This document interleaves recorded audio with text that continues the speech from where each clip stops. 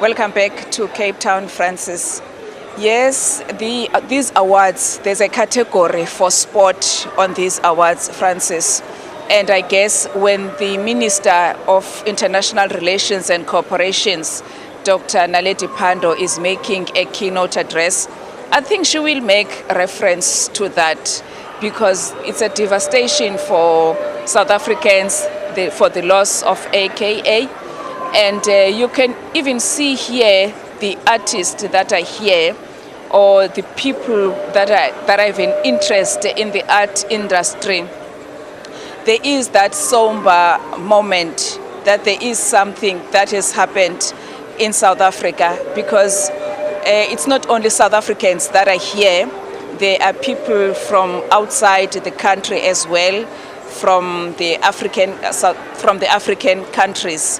But to talk to us more about that, I am joined by the Director General of International Relations and Cooperation, Mr. Dane Zango, who's going to talk to us more about these awards. Welcome to the SABC, DG. Thank you, Lulama. So this is the seventh award. It's the 7th year that the awards have been running. The aim of the award is to honor South Africans from all walks of life, from diplomacy, arts and culture, music. Last year we were blessed in that we could honor Don Matera in the year that he would be passing away, and we didn't know that. So these awards do really seek to recognize South Africans of a great significance and what they have done. We also want to say from the outset, given that we do have arts and culture as an award, that myself and Dirko pass our condolences to the family of AKA and his friends and the art community in general. Talk to us about nominations. How do they go? What happens is the public diplomacy, which is our communications unit within DIRCO, asks people to nominate.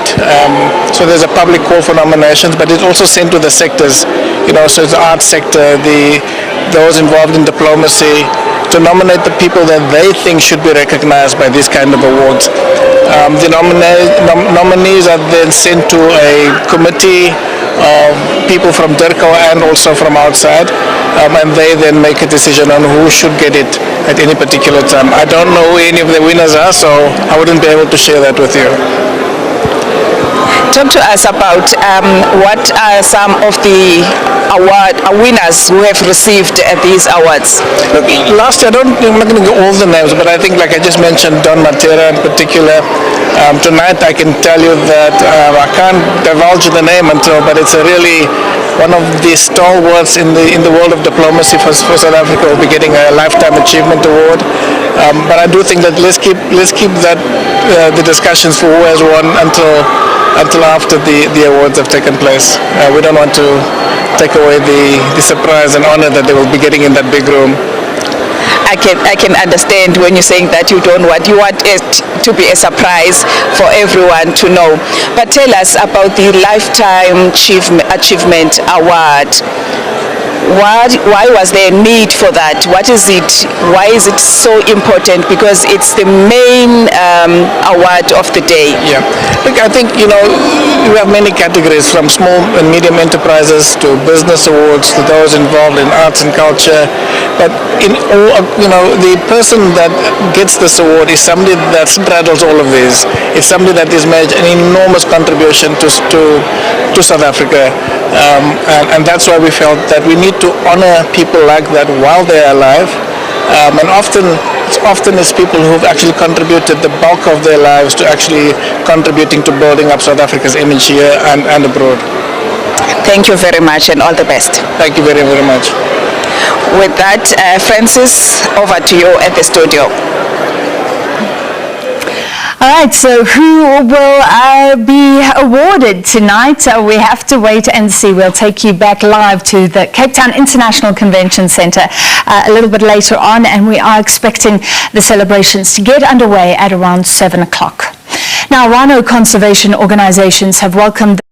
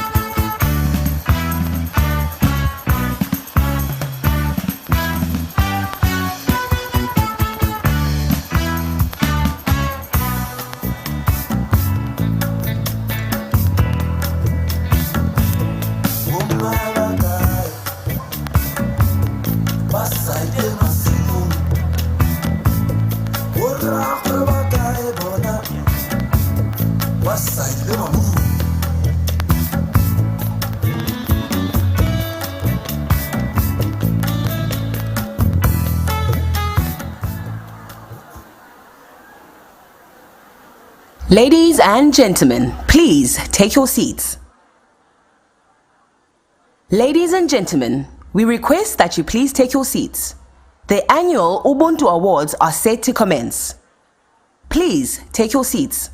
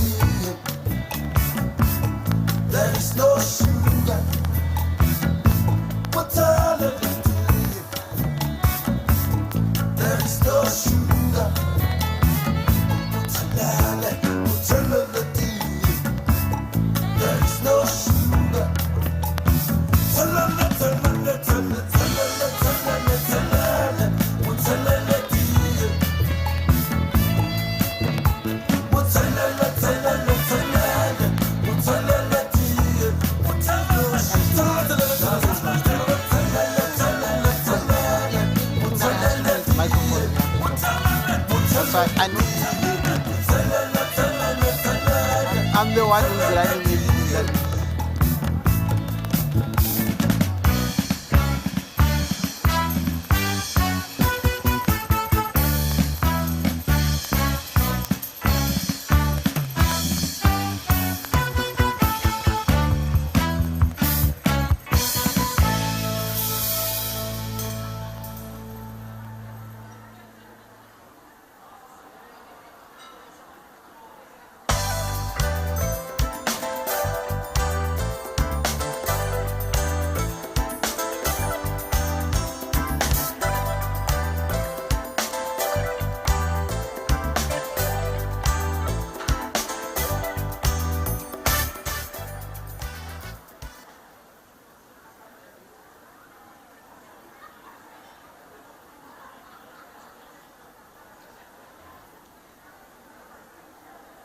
Ladies and gentlemen, may you please all rise for the singing of our national anthem.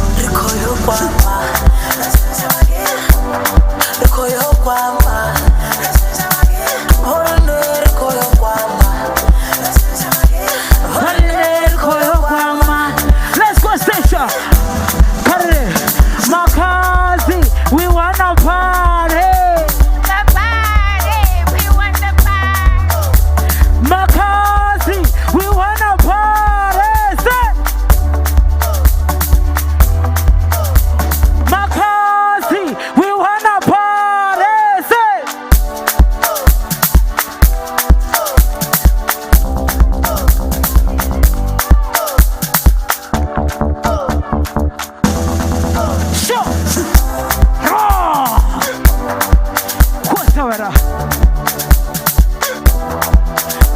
Sakhazi, we wanna party. Say.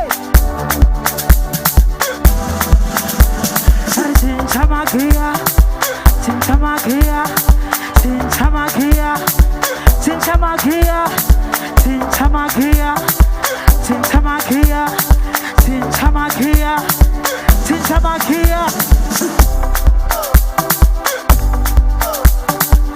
Put your hands in the air. Put your hands in the air. Let's go. What's up? What's up? What's up? Kazi, we want to party. Away.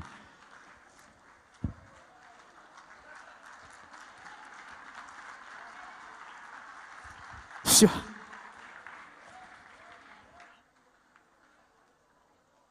Ladies and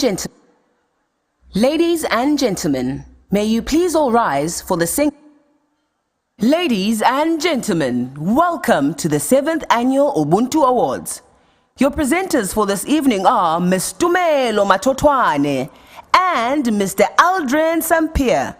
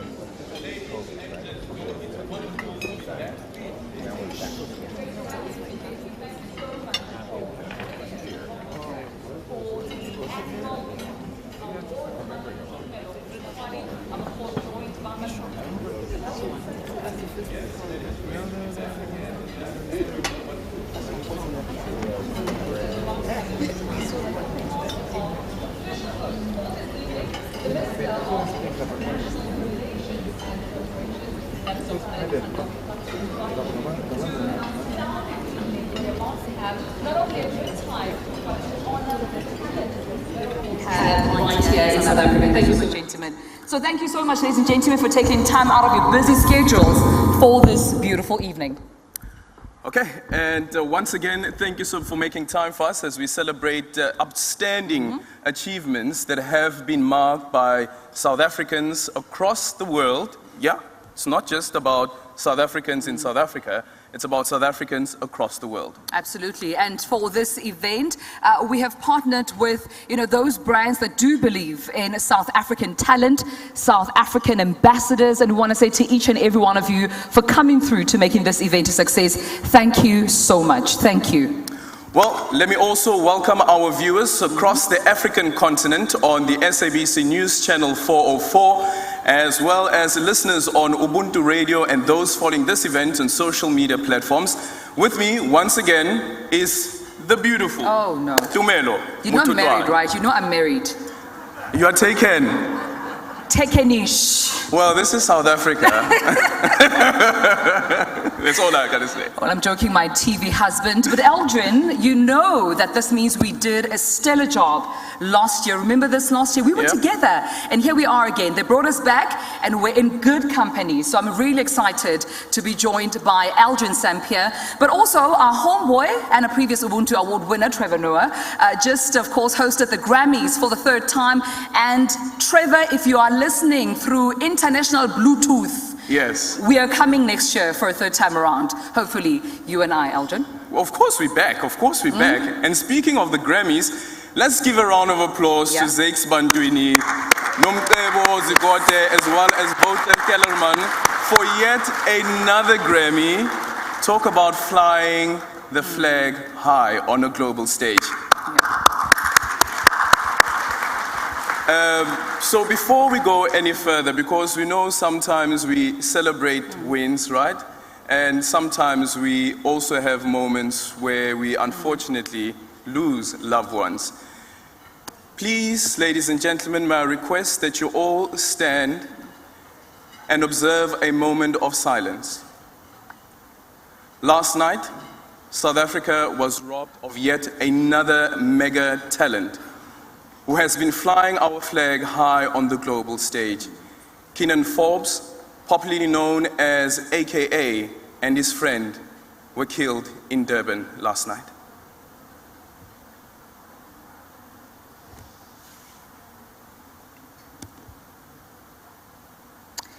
Thank you so much, ladies and gentlemen, for that moment of silence. May Keenan Forbes and Tibelo Tips Mutwani's souls rest in peace. We send our condolences to their families, their loved ones, their friends during this time. Ladies and gentlemen, as you've heard in His Excellency President Cyril Ramaphosa's State of the Nation address on Thursday, this is going to be a busy and exciting year for our country. South Africa is chairing the BRICS Summit. Right? There's the BRICS Summit coming first. Okay, no, it's the BRICS Summit coming first, but this year being 2023, we are chairing BRICS. BRICS is, of course, a grouping of 5 major emerging economies: Brazil, Russia, India, China, and South Africa, which together represent about 41% of the world's population, 26% of the planet's land mass across 4 continents, and 25% of global GDP and 20% of world trade. That's right, Aldrin. The president went on to further say that South Africa's priorities as chair for 2023 are to develop a partnership towards an equitable, just transition, transforming education and skills development for the future, unlocking opportunities through the African Continental Free Trade Agreement, strengthening post-pandemic socio-economic recovery, and the attainment of the 2030 Agenda on Sustainable Development and further strengthening multilateralism. This including, of course, working towards real reform of global governance institutions and strengthening the meaningful participation of women in peace processes. And I've heard, little birdie has whispered, the BRICS Summit that I spoke about, that's happening this year, it's going to be in August. I hope that you'll be there. Oh, but perhaps you need to crack do you crack an invitation? I'm sure you do. Okay, perhaps you need to crack an invitation. It's going to be happening at one of our big cities. Beautiful city. Exciting. Maybe you'll join us. Maybe not. We'll decide. Don't be that guy. But guess what? Not on national TV. Okay, we'll be kind, we'll be nice. It's a busy year. It's a busy year. So we'd like to be busy with you. So come and join us at the BRICS Summit in August. We don't have a city as yet. We can't tell you. But it's a beautiful city. But guess what? There is more. What is it? There is more. What? Next year, South Africa will chair the G20. These are 20 of the world's most industrialized countries. Just like in BRICS, South Africa is the only African country in the G20. Can you imagine hosting all those heads of state and the delegations? Maybe some of you as well. It's a massive opportunity to put our best foot forward and showcase the beauty of our country and the spirit of Ubuntu that defines who we are. Okay, I'm done. Are you sure? There's more, but I'll stop here for now. No, you're done. You're definitely done. All right, so it's very impressive, and our diplomatic achievements do not stop there, ladies and gentlemen. I hear also that South Africa is back in the United Nations Human Rights Council. Now, this is particularly special because South Africa received the highest number of votes out of all countries that were voted in, and that's a huge vote of confidence. Yes, a round of applause. That is a huge vote of confidence from the international community, and indeed it deserved that round of applause. Yep, we trend internationally. And that's why we are here tonight, to recognize and honor and celebrate those who fly our country's flag high on the global stage. Excellence is exactly what defines winners of this year's Ubuntu Awards. For those of you who have not watched the awards before, let me give you a bit of background. So the Ubuntu Awards were introduced by Dirko back in 2015, and this beautiful lady, beautiful lady was there. This beautiful lady was there back in 2015 in order to recognize organizations and individuals who, through excellence and their chosen fields, have projected a positive image of South Africa across the globe be it in sport, arts, culture, social responsibility, or even business. Now, indeed, Eldrin, because of the work of these organizations as well as individuals, well, South Africa, to put it simply, looks good. And through their determination, they fly South Africa's flag very high, reinforcing our values and the brand of humanity, or Ubuntu, as is popularly known, for which our country is renowned. Indeed, when one looks at some of the previous winners and recipients, they do indeed typify the ethos of Ubuntu, be it in humanity, or the humility of Mum Sophie the Brain, the generosity of the gift of the givers. And by the way, can we please give a round of applause to the gift of the givers? They are doing some incredible work, and especially with the search and rescue team that is currently in Turkey following the devastating earthquakes that have been taking place there. The gift of the givers through Dr. Imtiaz Suleiman doing incredible work. And the passion, of course, of Brayu Masekela, the creativity of Mama Esther Mahlangu, and the consummate professionalism of Coach Pito Musimani, and the musical genius of Black Coffee. We're really proud of our South African talent. But before we get into the awards, please, ladies and gentlemen, help me welcome, of course, the Deputy Minister of International Relations and Cooperation, Mayor Kenneth Mashego Dlamini, to welcome us and further introduce the keynote speaker, South Africa's Chief Diplomat, Her Excellency, Dr. Naledi Pandor. And this after Excellencies have spoken, we'll then get to the awards.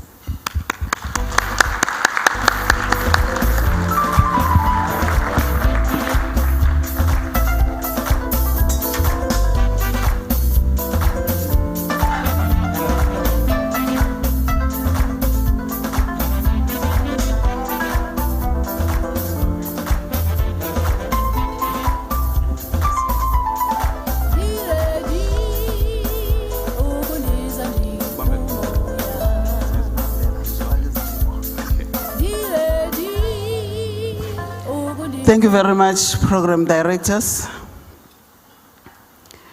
ministers and deputy ministers who are present here, your excellencies, ambassadors and high commissioners, members of the diplomatic corps, members of parliament, leaders of business community, distinguished guests, ladies and gentlemen.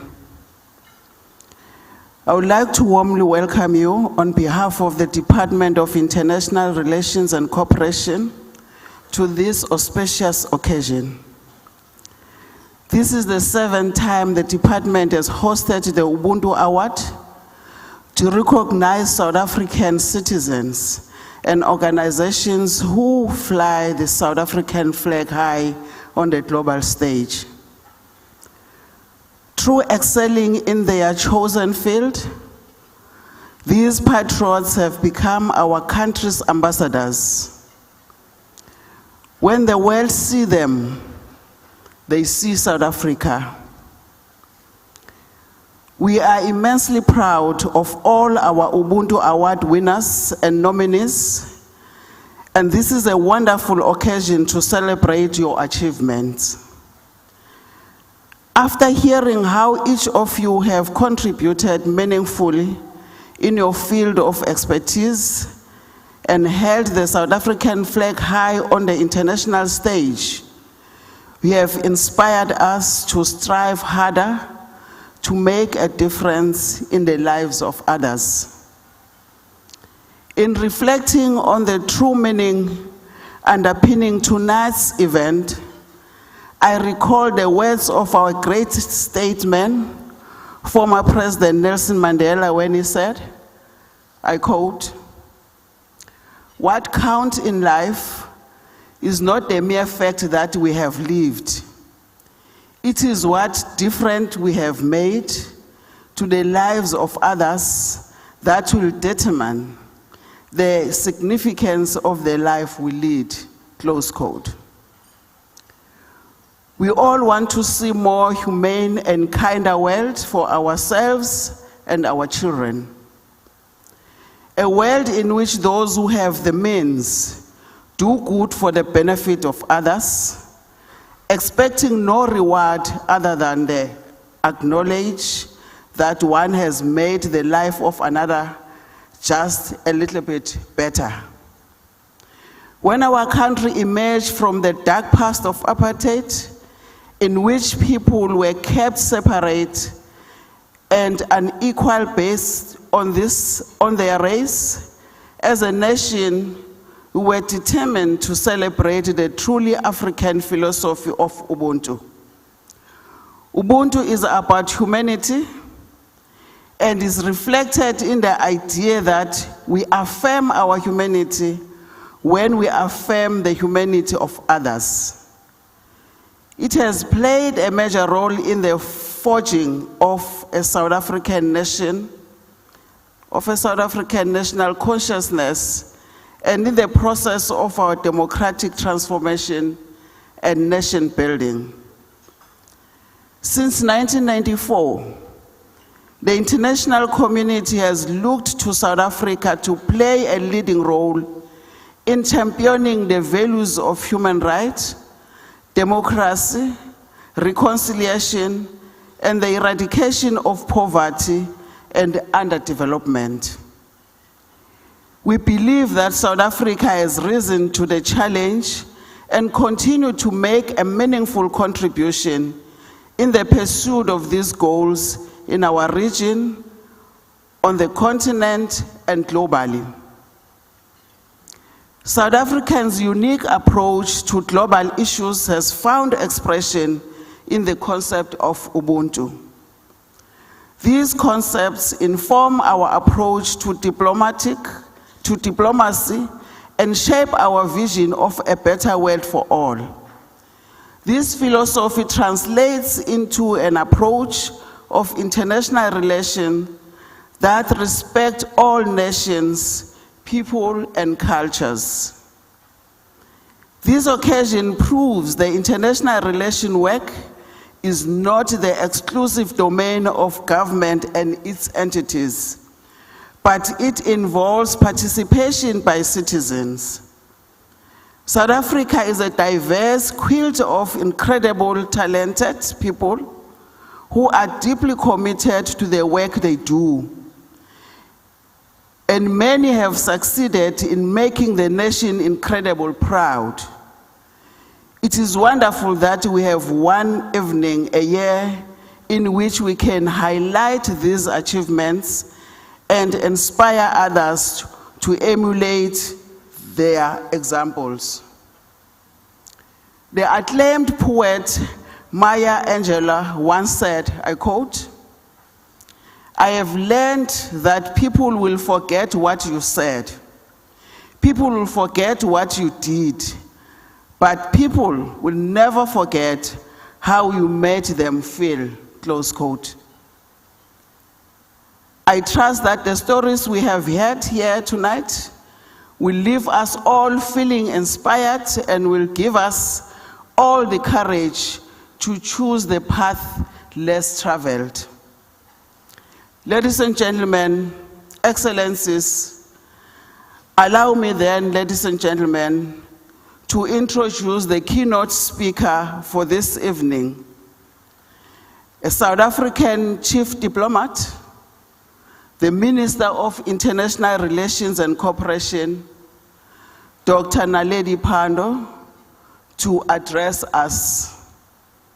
Minister, we are yours. Thank you.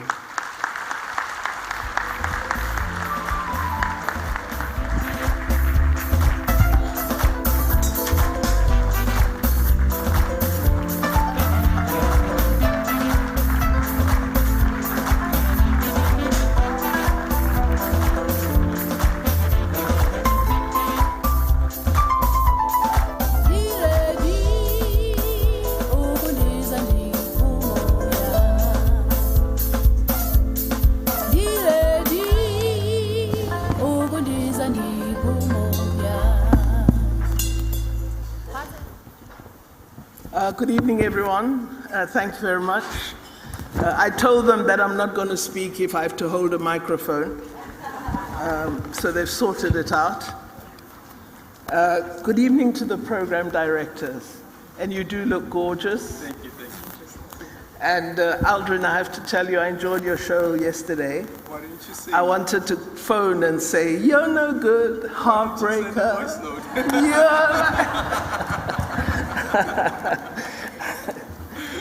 So, it's really wonderful to be here. Allow me to recognize the ministers present here, as well as the deputy ministers. I'm so grateful for my colleagues' presence, because I know that this week is one of the worst weeks in the political calendar. This is my 5th function this week. So it is a busy time, and to have your colleagues here is really special. I wish to recognize the Dean of the Diplomatic Corps, Ambassador Sali Omar Abdu, the Ambassador of Eritrea to South Africa, Excellencies, Ambassadors and High Commissioners, esteemed colleagues from the Diplomatic Corps, members of Parliament present here this evening, leaders from business, distinguished guests, ladies and gentlemen. Warm greetings to you all.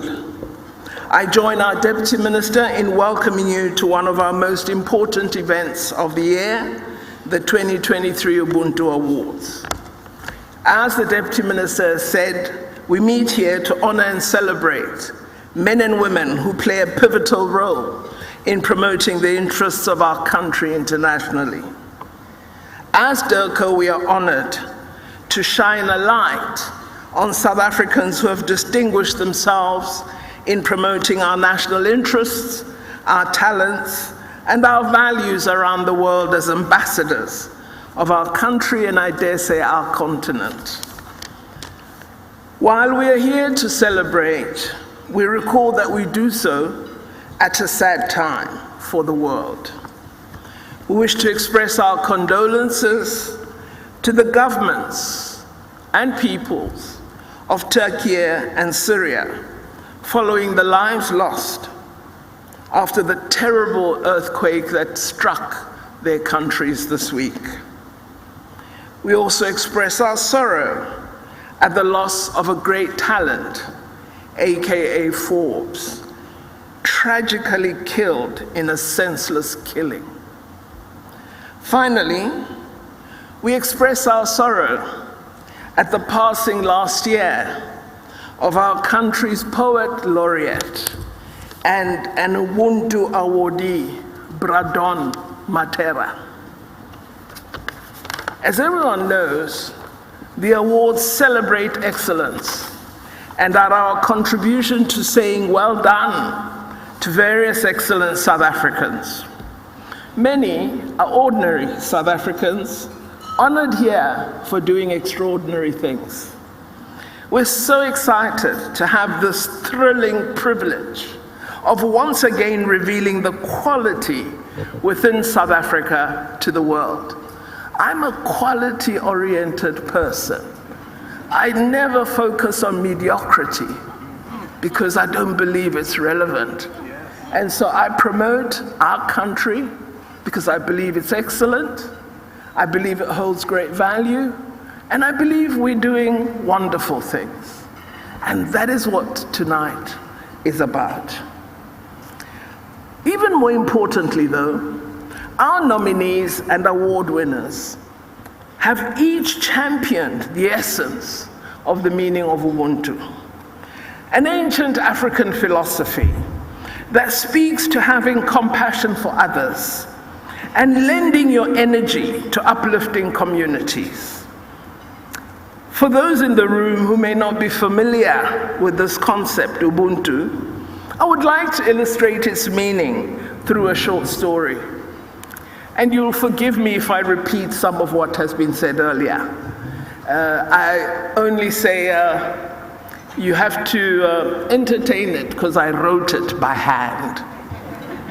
The story goes, an anthropologist proposed a game to a group of African children.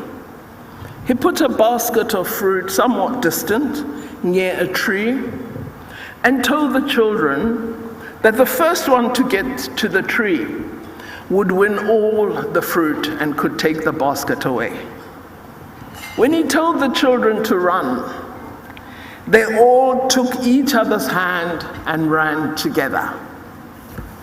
Then they sat down together at the tree and shared the fruit among themselves.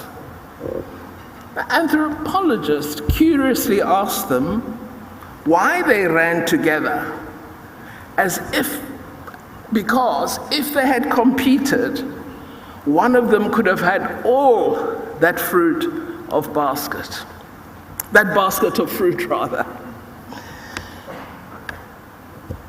They replied, Ubuntu. How can one of us be happy if all the others are sad? So the essence of Ubuntu is a stress on the oneness we share. It reflects a humanist African philosophy that has been decimated and weakened largely by our colonial experience and the socioeconomic deprivation that characterizes so much of our continent and our people.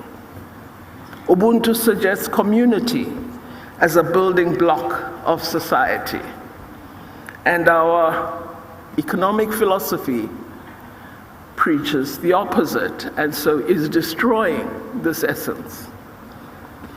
Essentially, Ubuntu asserts that we are all bound together in ways that may be invisible to the eye. We achieve ourselves by sharing ourselves with others and caring for those around us. I suppose a great exponent of this philosophy is probably our former president, Nelson Mandela, the founding president of a democratic South Africa, and I believe released exactly 32 years ago today. He was the true definition of this ideal. He practiced it as he led us to a peaceful post-apartheid transition.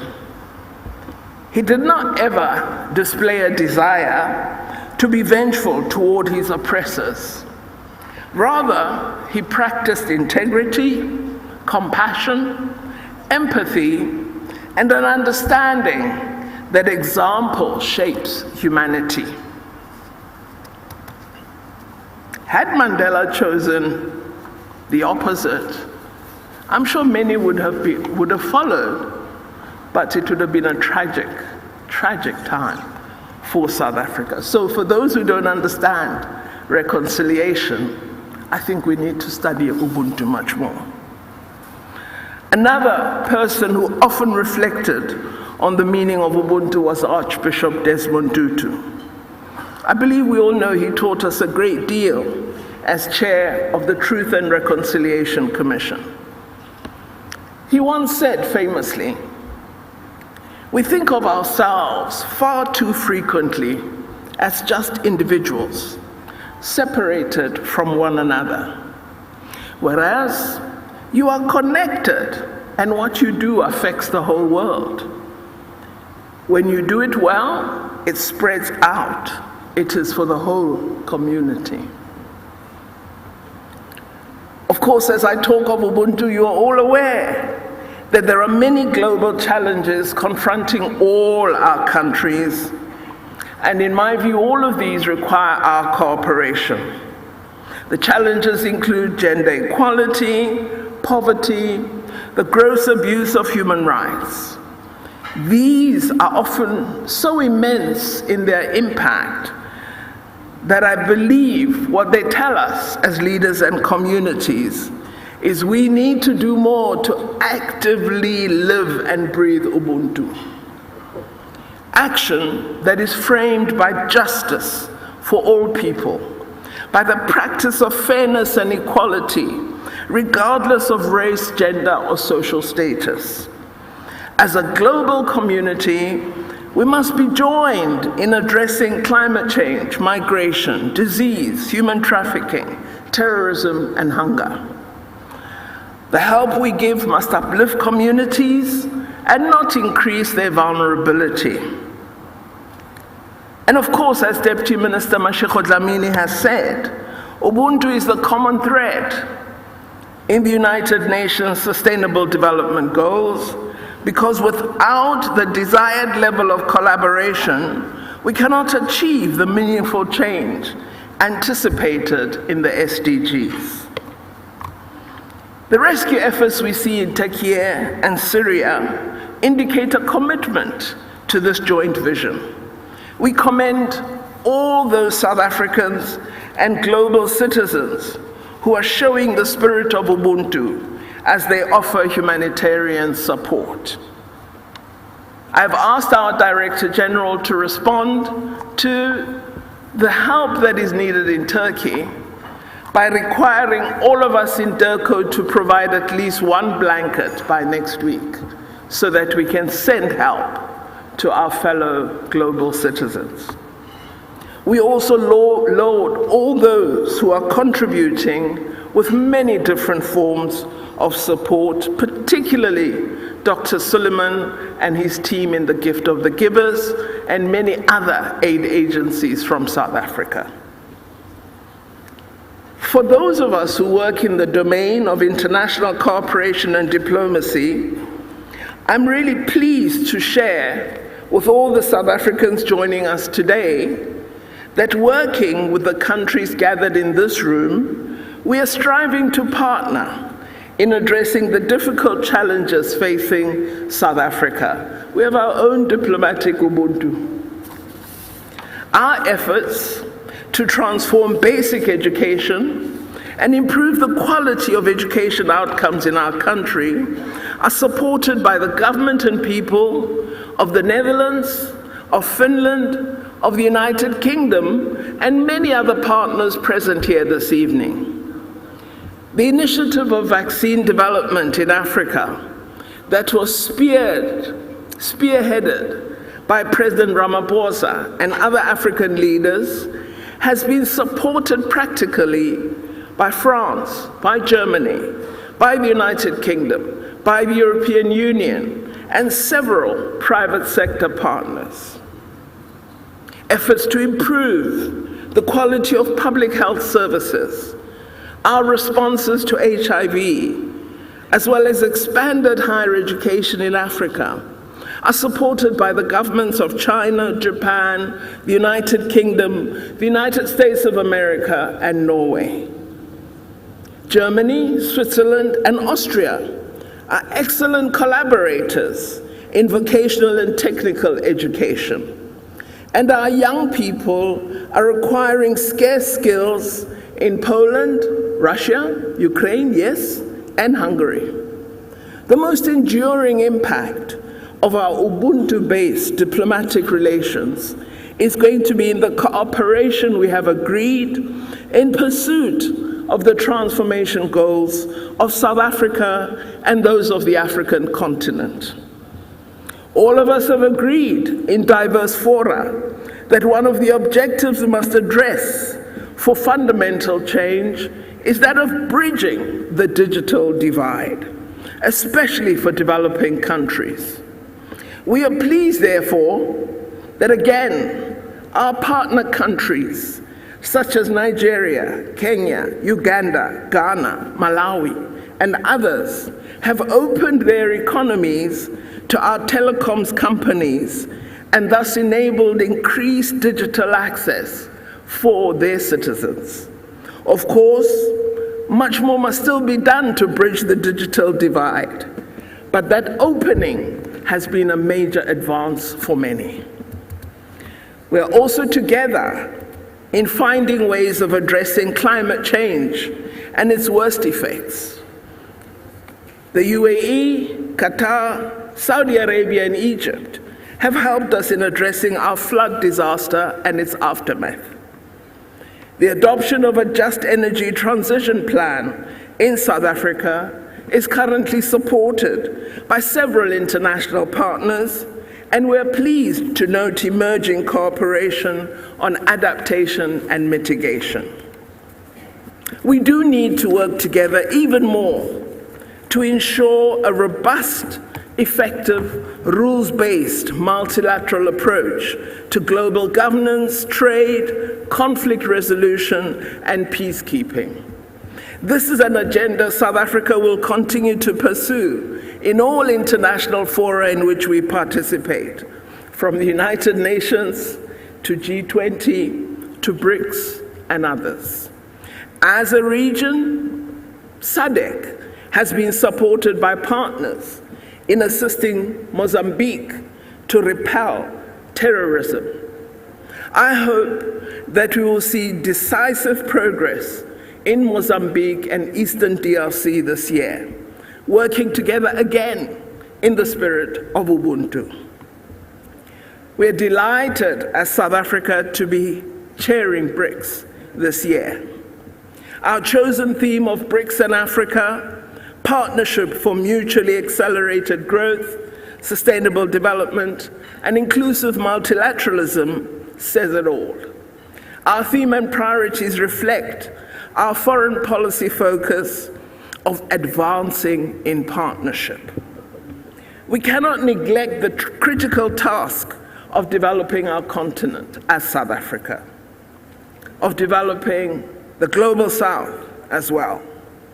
One of the issues that we will discuss in BRICS is how we begin the work of restructuring the global political, economic, and financial architecture so that it becomes more balanced, more representative, inclusive, and equitable. I'm certain that we will also focus on accelerating Agenda 2063 and devising practical support for the implementation of the African Continental Free Trade Area. Allow me to move toward conclusion by sincerely congratulating all our nominees and award winners, not only for being our global ambassadors through flying our flag high, but also for contributing in your specific fields for the benefit of others and for making the world a better place. Our emissaries of economic diplomacy, many of whom are present here this evening, play an important role as we work hard at achieving economic growth to lift our people out of poverty. This is why we decided to award the Economic Diplomacy Awards first this evening, as we wish to recognize businesses that have promoted South Africa as an ideal destination for business growth and investment. These efforts, we believe, will help us achieve our socioeconomic goals of creating jobs and increasing trade and investment. I also wish to thank all the ambassadors here for encouraging businesses from their countries to invest in South Africa and thus helping President Ramaphosa achieve his $100 billion target well before the end of his term. Our international exports go beyond goods and services. We are a country that is rich in arts, in culture, in sports excellence, in science, in beauty, yes, and in innovation.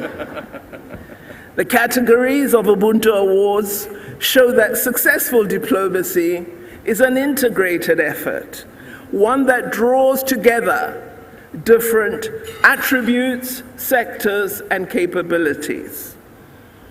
These awards show that any person can be a good ambassador for South Africa if they so wish.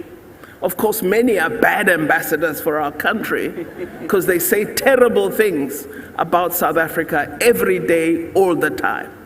And we need to stop that, because you can be a good ambassador for your country. But one of the things you need to do is study the many facets of your country, because if you focus on one thing only, you see that one thing.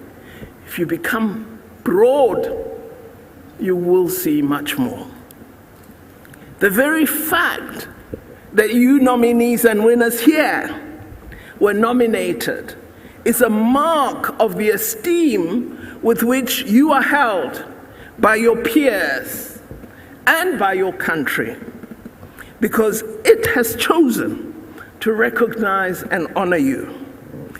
All of you, nominee, winner, have done our country, South Africa, proud. So let us continue in this noble spirit of Ubuntu and show our world that our humanity is caught up in the humanity of others and binds us in each of us, as the Arch so famously said. Thank you in conclusion for being here, and let us continue to work together to build a better world. Thank you very much.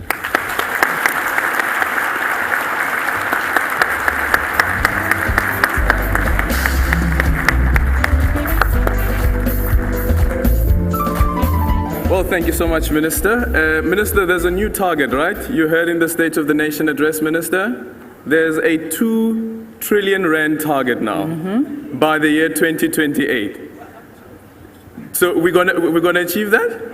Okay, the minister's confident that we will achieve that. Thank you so much, Minister. Ladies and gentlemen, the moment has arrived, as you heard from the Minister. Our first award is for economic diplomacy. Diplomacy is not just about building and nurturing relations with other countries. It's also about forging strong economic ties and paving a way for two-way trade in line with the African agenda. South Africa places inter-African trade and regional economic integration high on the list of its priorities. That's right. Economic diplomacy, rather, is the use of the full spectrum of economic tools to help us to achieve our national interests. Now, these activities, which include export, import, investment, as well as free trade agreements, are further bolstered by the private sector companies that do business on our continent. And the company that will be presenting this award is has an impressive Pan-African footprint. Launched in 1994 during the dawn of our democracy, the MTN Group is a leading emerging market operator whose strategic intent is to lead digital solutions for Africa's progress. To present the 2023 Ubuntu Award in Economic Diplomacy Africa, please welcome to the stage Wanda Matandela, MTN SA Chief Commercial Operations Officer.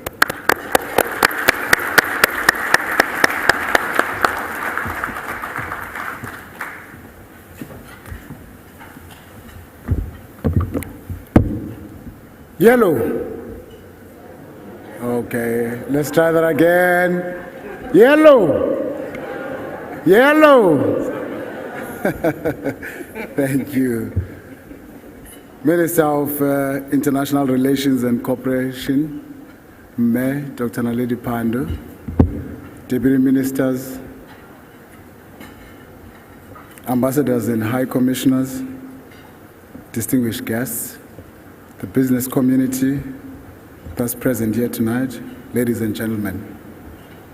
As MTN Group, we are pleased to be part of this important gathering as we drive digital transformation and financial inclusion, especially in rural and remote areas of our continent.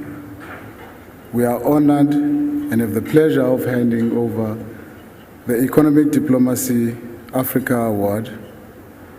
As a proud Pan-African organization, born in South Africa in 1994, operating in over 18 countries, we know the benefits of cross-border trade and investment. Therefore, we have the utmost respect for the company that has won the Ubuntu Economic Diplomacy Africa Award. Minister, we want to say thank you for your contribution. I think as MTN, we understand and we see the benefits of partnering with your department, especially when it comes to situations and issues that we face in the African continent as we try to, continue and deliver on our mandate. Thank you so much. And from our group CEO, who could not be here, he asked me to extend our appreciation for having intervened and contributed to some of the issues that we've had in Ghana. Thank you so much. And thank you so much to the winner. And the winner for this year's Economic and Diplomacy Africa Award is one of our African-born companies, ShopRite.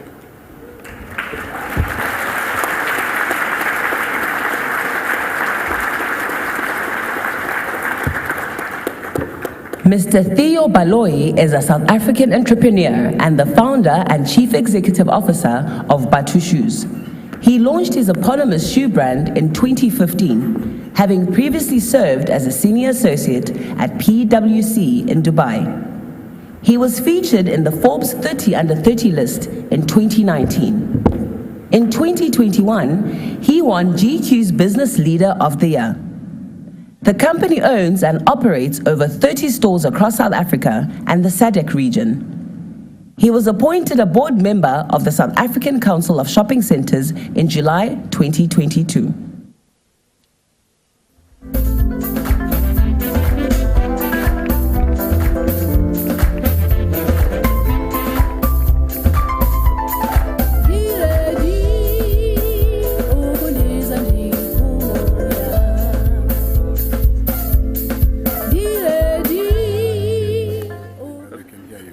Okay, sound, there's a problem with the sound. Sorry, is Theo here? I saw him earlier on. Oh, Theo, you don't know your name. Oh, this guy. Hey, now out here party. I have spices.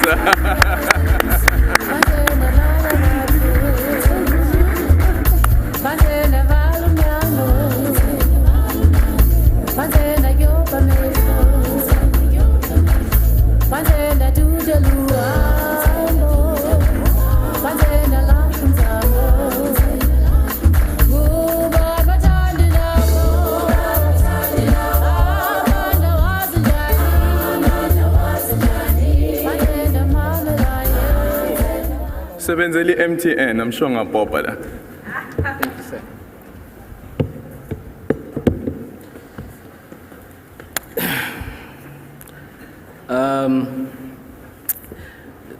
Dignitaries, excellencies, special guests, media houses, good evening.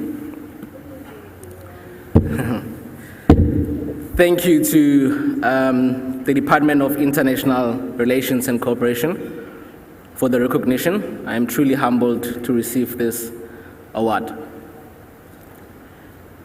A few years ago, I found myself working at the Middle East or EMEA region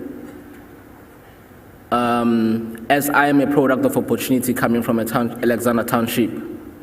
But oftentimes when I came back home being Alexander, I would realize that our people, predominantly the youth, have lost hope, are unemployed. And it was easy for me to look at them and say they're lazy or blame the government.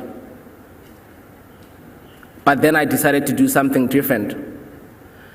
I decided to quit my job, come back home, and try to bring about solution in my community.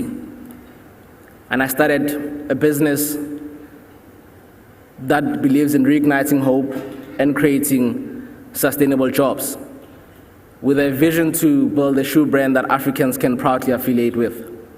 And that business is Batu. And today, we employ over 300 people in that business with 35 plus stores.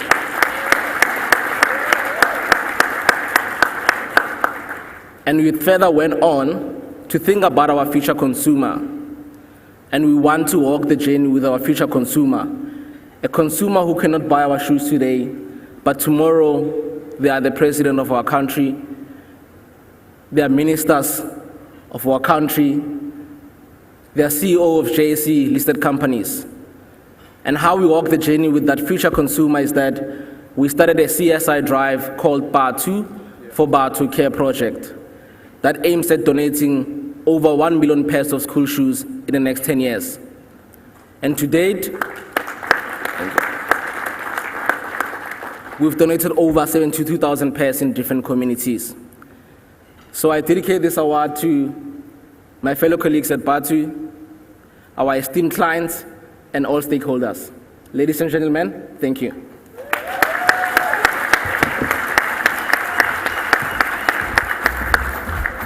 Congratulations, Theo. I just want to ask, are you wearing the right shoes? This is an award ceremony. Expect to win something. So please, you are in an award ceremony, expect to win something. Ladies and gentlemen, Please. look under your seats. There's something under your... I'm joking. There's nothing. There's nothing. Congratulations. Congratulations to you. And I'd just like to add this quickly. So when I drive from work from the SABC Auckland Park going home, I use the M1 into the N1 heading north. And there is one of probably the biggest billboards that I've ever seen. And that billboard has Batu on it. Yeah. That billboard has Batu on it. Theo, well done and congratulations. And well done on the school shoes initiative as well. I hope that one day those shoes will go on sale. I won't ask for free shoes, but you know, I won't ask for free shoes. I'll pay, but well done. Excellencies, the way in which South African companies conduct their businesses globally has a huge impact on the way that South Africa is viewed in the countries which they operate. That is why the global Ubuntu Economic Diplomacy Award, which we are about to hand out, is given to an organization that is proudly South African and bolsters our reputation as a country known for excellence. Indeed, and here to present the award is Ms. Julia Modise, the Human Resource Director of BMW Group South Africa. Now, BMW Group is the world's leading premium manufacturer of automobiles and motorcycles. The BMW Group production network comprises of over 30 production sites. This around the world, ladies and gentlemen, and the company has a global sales network in more than 140 countries. Now, BMW Group South Africa, which holds the honor, of course, of having the first BMW plant outside of Germany, will in 2023 mark, listen to this, its 50th year in operation this year.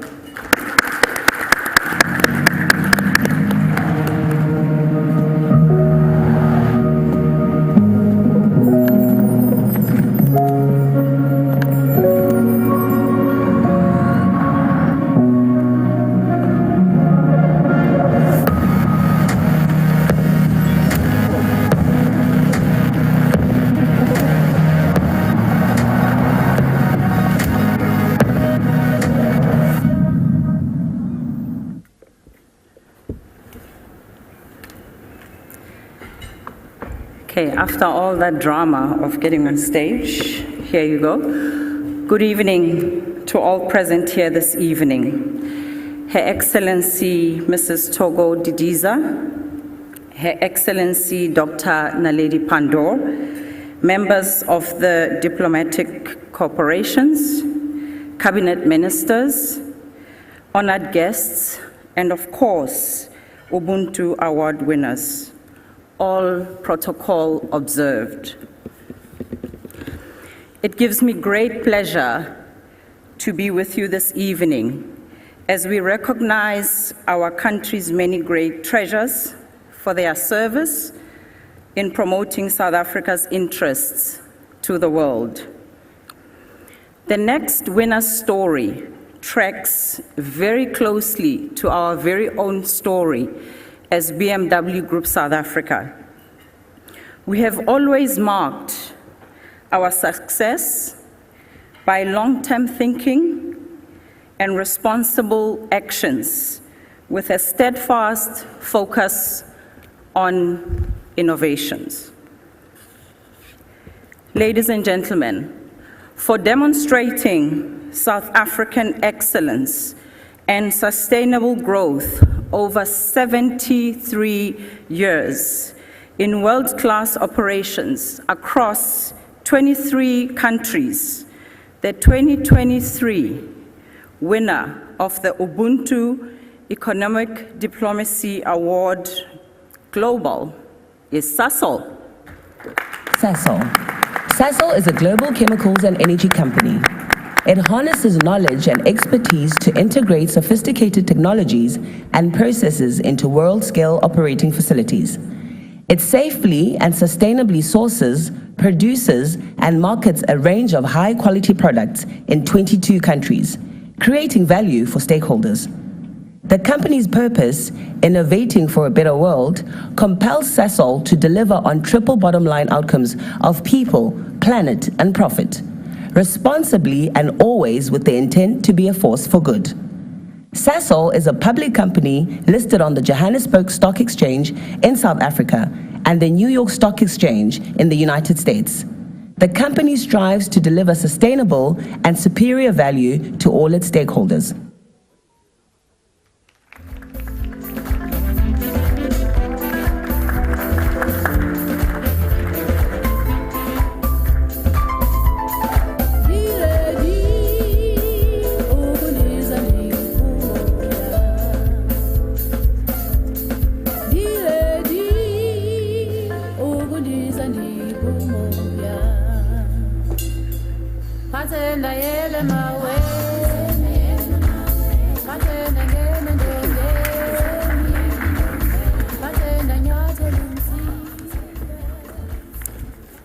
Honourable Minister Naledi Pandor, distinguished guests, ladies and gentlemen.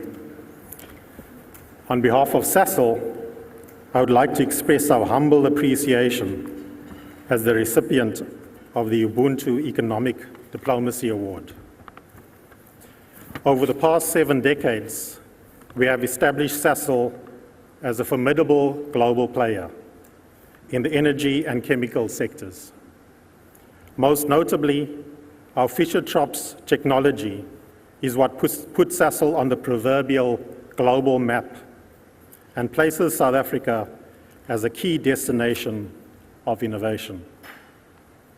Moreover, we proudly fly the nation's flag wherever we are represented and wherever we go to promote South Africa.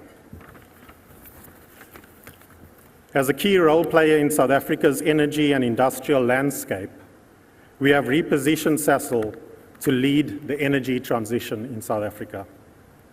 The country is one of the best placed global destinations for key energy and industrial subsectors, such as green hydrogen and its derivatives, and green ammonia. We aim to reduce our greenhouse gas emissions by 30% by 2030 and to achieve net zero by 2050. Sasol's Just Transition vision is a shared value proposition comprising an inclusive transformation of our business, people, and society. Honourable Minister, we would like to extend our gratitude to your ministry and the department's collaboration and partnership under your leadership. This spirit of cooperation and partnership is embraced across all spheres of government, including the presidency, various provincial governments, the IDC, the Central Energy Fund, to name a few. We are encouraged by this support, and we remain committed to our aspirations at home. We look forward to our ongoing collaboration as we all run together as the children in your story, Minister, in the spirit of Ubuntu. Thank you.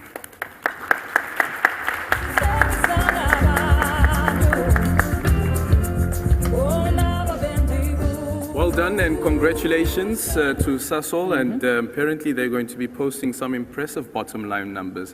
Profits, profits, profits. Congratulations to Sasol. The next category is for social responsibility. The company that will be presenting this award is no stranger to social responsibility. Vodacom recognizes that their employees and customers are part of the same communities and are therefore committed to finding ways of ensuring that they uplift those communities. Since 1999, the Vodacom Foundation have dedicated themselves to building solid relationships with respected non-profit organizations who've helped them invest more than 600 million rands into a wide range of worthy community causes. Ambassador Taki Nechitenze is the Chief Officer, External Affairs, Executive Director, Vodacom South Africa, and Chairperson of the Vodacom Foundation. Please come and join us on stage. My name is Bulelwa Sikwevu. I'm from a small town called Gala. I am a product of Vodacom ICT Resource Center. Now Vodacom has placed me at Lady Frey FSS to teach kids on how to use computers. This program which brought by Vodacom is very helpful to us, benefiting learners to know how to use computers from the internet. They know now how to use the computer. I love helping the kids. Vodacom has started a great initiative. I'm so grateful to be part of this program.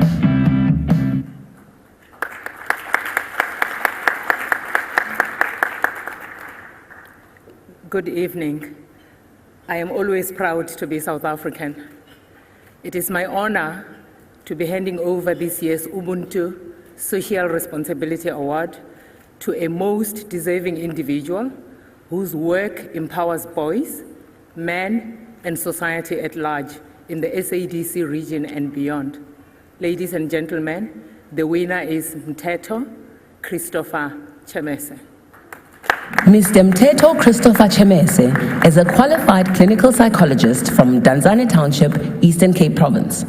Known as the Village Shrink, based on his mental health television show piloted in 2016, Chemese has been a sought-after social commentator since 2002, trying to get mental health service accessible to marginalized communities, especially townships and villages. It was in July 2018 that Chemese resigned from his job and started visiting different townships and villages in South Africa, other parts of the African continent, as well as places like Kingston and Jamaica, focusing his efforts in working mainly with boys and men in disadvantaged communities, advocating for the promotion of mental health, violence prevention, and positive masculinities.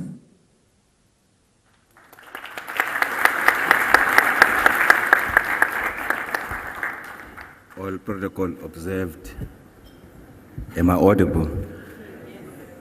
The funny thing is that some months ago, I was so inspired by Theo's story from Alex. My name is Mteto. I'm from Danzane Township in East London. And then I sent him an inbox on Facebook to say, yo, man, like, I'm so inspired by you. So please, Theo, please just read my inbox, Mfethu. You inspire me about that. Like, I'm wearing nice shoes, by the way, but I must be wearing some different shoes, you know. My grandmother, Umam Ngosini, she's 104, Umakaba. She's never been to school. And she asked me a few months ago to say, hey, am I gonna die without this thing being sorted? And that thing being sorted is a land claim that was registered in 2014. I am a son of farmers in this country who died, farm workers. So, Minister, Lendo Yenzayo today and many other years before is not a joke. I see on Twitter and people writing about Madiba being a sellout. I used to work for Nelson Mandela Children's Fund in 2007. I saw Madiba standing there in his last event when he was at the Nelson Mandela Children's Fund. He stood there.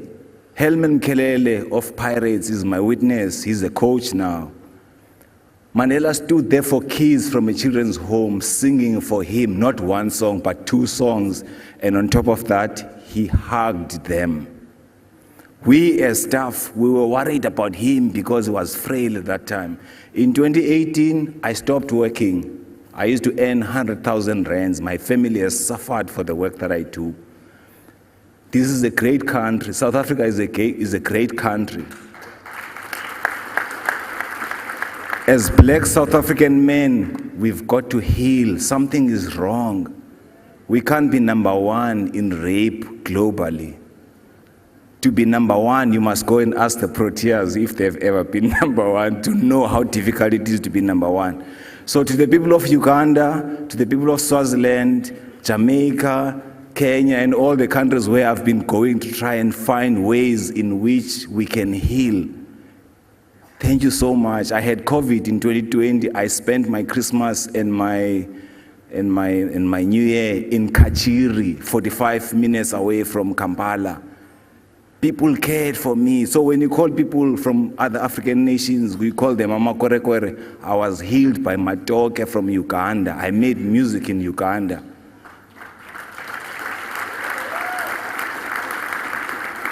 People of Zimbabwe from the Kalanga Nation took care of me in Guguletu. Every time you see people being shot and killed in Guguletu, Minister was there at Lumkele's book joint. So the story of South Africa is not a story of doom and gloom.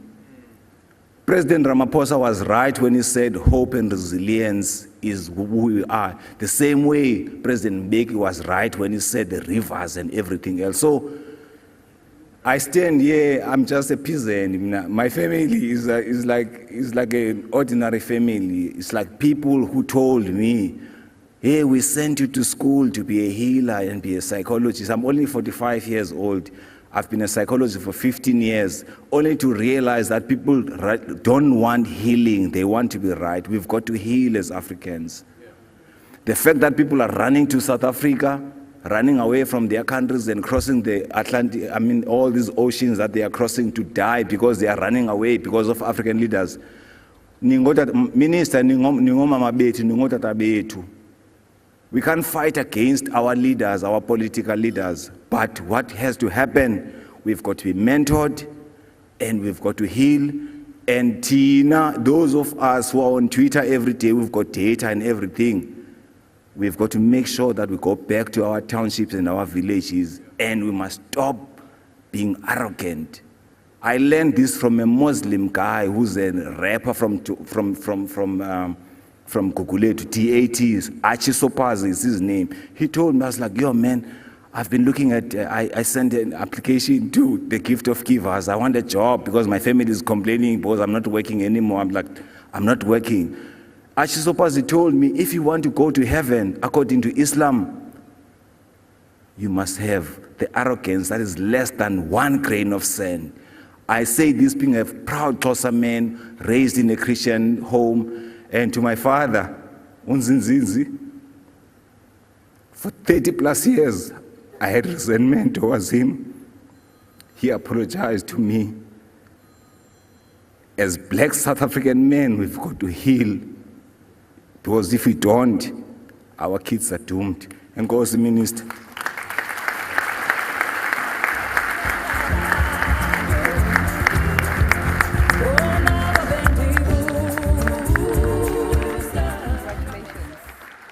Congratulations to you. And indeed, I think the message, we have to heal. We have to heal. We have to heal. We have to heal. And we need to also find a way of being comfortable speaking about mental health.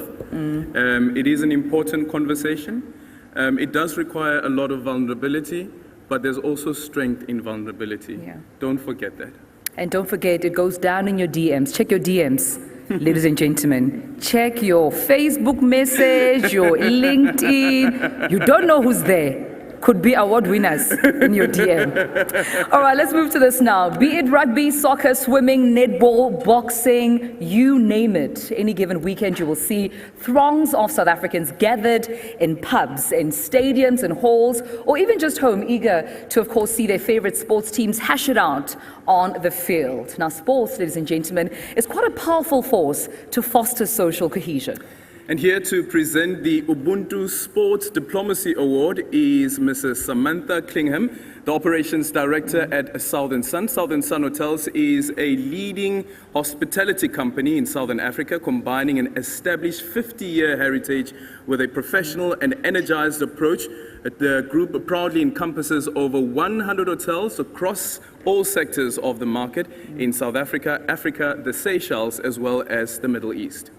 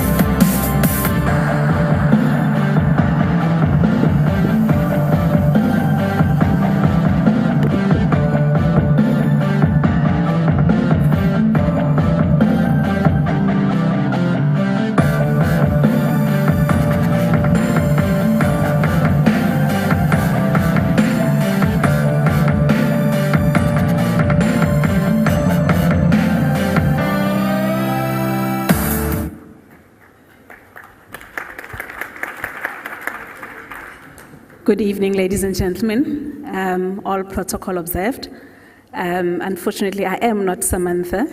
I am Lindelwa Isabel, and I'm the Sales and Revenue Director for Southern Sun.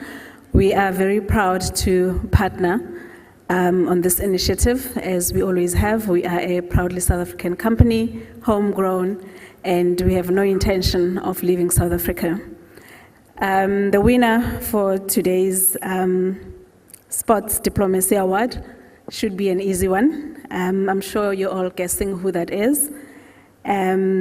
Sport is one big unifier in our country and around the world. When we do have sporting events, we make sure as Southern Sun that we hold the flag up high.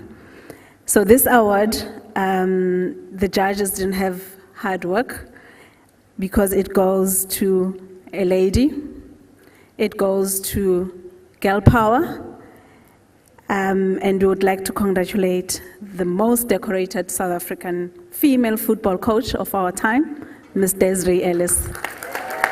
Soccer manager and former player Desiree Ellis currently coaches the South Africa women's national team. She made history by becoming the first coach to lead South Africa to Women's Africa Cup of Nations success. She took 6 years to build a formidable team that beat Nigeria, who had won the competition 9 times. It became clearer that Ellis is up to something with the team when they defeated Nigeria to win the Aisha Buhari Cup. And when the right time came, Ellis and her team stood against 60,000 Moroccan fans to defeat the Atlas Lionesses and win the tournament for the first time. Well, unfortunately, Ms. Ellis could not join us for tonight. I'd like to call to the front to accept this award on her behalf. Ms. Ellis is her sister, Bettina. Please come to the front. Hi everyone. I'd like to thank DERCO for awarding me the Ubuntu Sports Diplomacy Award. It's through the efforts of Banyana with their fantastic WAFCON victory. Women's football is on the rise, and thank you to the players and everybody involved in women's football, because this award is primarily for you. Congratulations to you, Desiree Ellis, and thank you so much, Bettina, for coming through to accept this award on her behalf. Now, Excellencies, over 60% of Africa's population is young people. Young people are known for new ideas, they're known for innovation, for energy, as well as creativity. Now, the Ubuntu Youth Award goes to a young person between the ages of 15 and 35. Oh my word. Yeah? I'm turning 35. Look at you. Next month. Look at you. So I still qualify as youth, when you're 35? I think you still have your youth card. You barely have your youth card.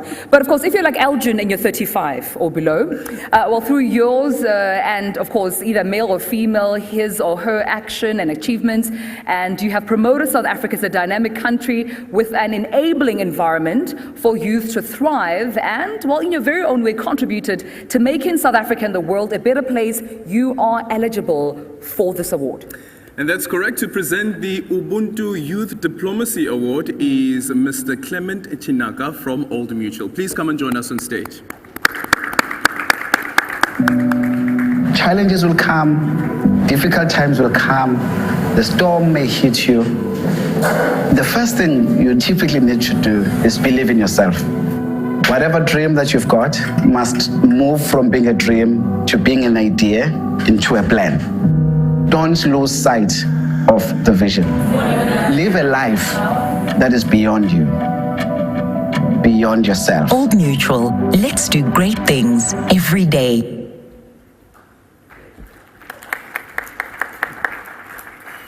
Thank you, program directors, Honorable Minister Naledi Pandor, Cabinet Ministers of the Republic of South Africa and Deputy Ministers present here, Your Excellencies, Ambassadors and High Commissioners, distinguished guests present.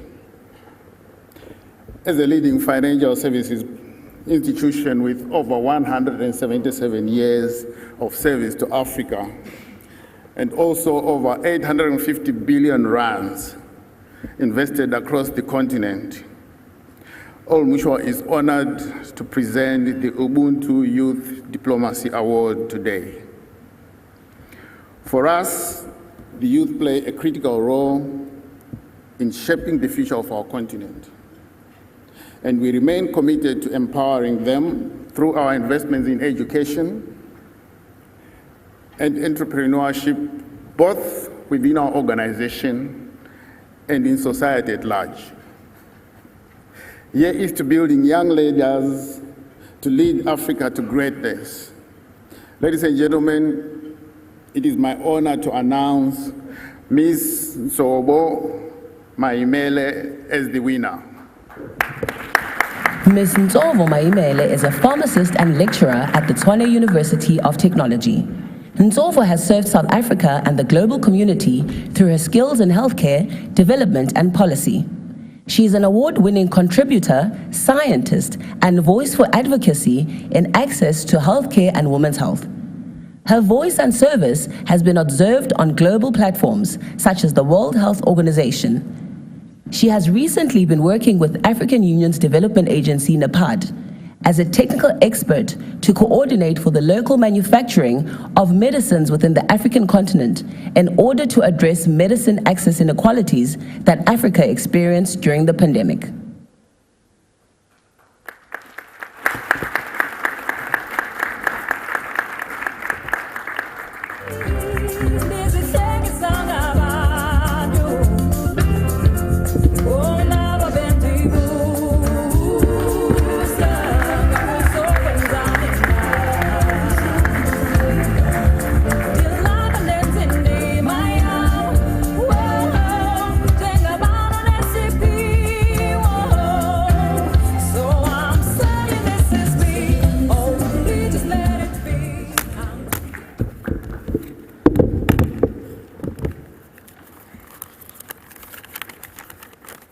Good evening, everyone. I hope that I'm audible. Good evening to the dignitaries, to the diplomats, to the excellencies that are here tonight. I've always believed through my grandmother that a life that is well lived is a life that is lived in service.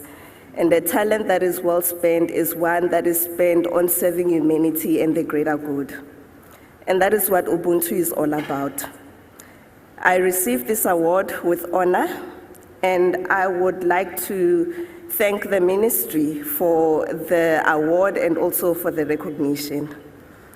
To members of my profession in pharmacy and also the healthcare fraternity at large, let us continue to serve humanity with dignity and honor. To the young people of South Africa, let us continue to fly the flag high with our skills and also the investments that we have received from our education system and also our society. I'm a proud beneficiary of multiple scholarships within this country in South Africa and also Great Britain, which is the United Kingdom. Thank you for the recognition, and this award goes to everyone that is young and all healthcare professionals and healthcare workers that are serving humanity also in the disaster-affected areas that are experiencing the hardest of times at the moment. Thank you so much.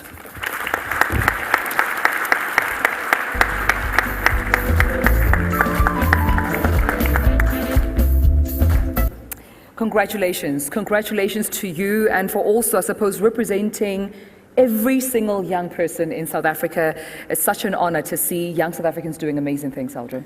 Sure, and especially speaking about the health fraternity. Remember during the height of COVID-19, there were those people who were declared to be part of essential services. I was among them, by the way. I was among them. Of course. Yeah, of course. I'm an essential worker. Remember that video? Updating the country during hard times. During very difficult times. I agree. And I have to say to the doctors and the nurses, when everyone was confused about this virus and this disease, you know what? You played such an incredible role. And here we are today. Some of us have survived, and it's all through some of the effort that you have put in. Unfortunately, we have also lost some people. However, though, how do we forget all the input that has come from the people working in the health fraternity. Thank you so much. Absolutely. All our thanks to our healthcare workers.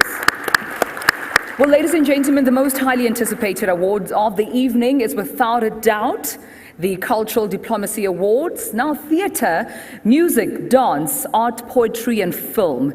These mediums are the windows into a country's society, into a country's culture, as well as into a country's soul. They're often the first glimpse that individuals get into the heart of a nation.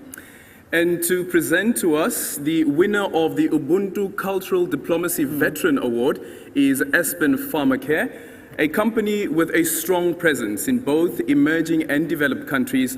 The group supplies medicines and products to more than 150 countries globally. It is my honor to welcome to the stage Mr. Stavros Nicolaou.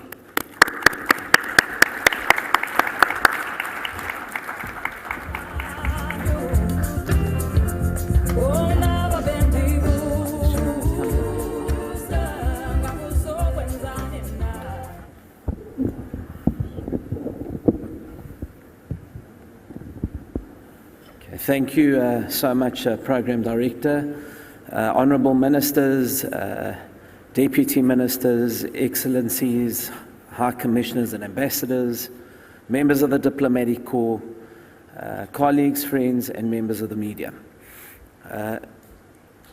We at Aspen know all about starting small, and putting in the work and watching results and growth as it happens.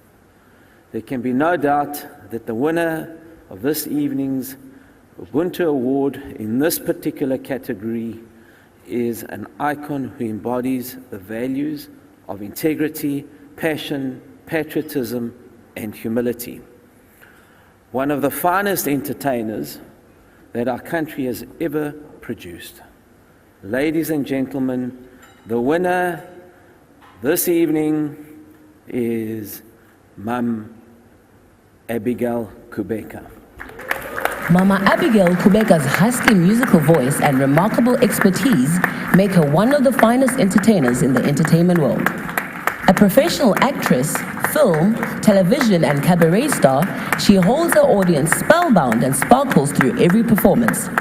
Abigail was discovered at the age of 16 by Miriam Makeba.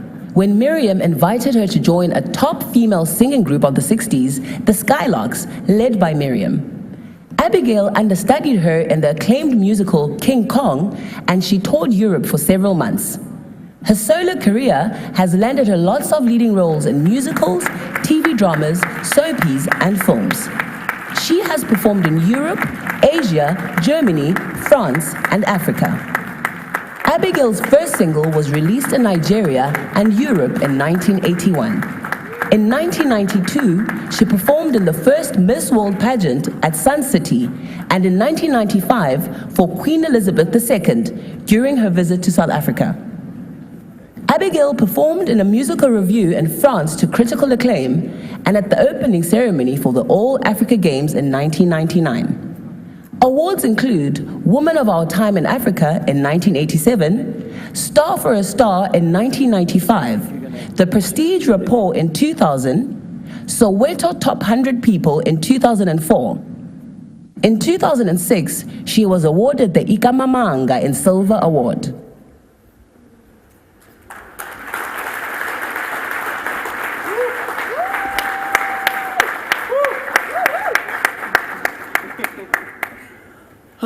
Thank you very much, South Africa.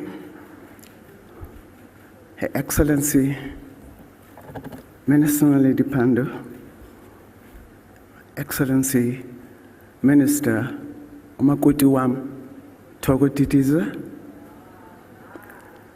Honorable Ambassadors, all protocol observed. Yeah, ne? This is the greatest evening of my life.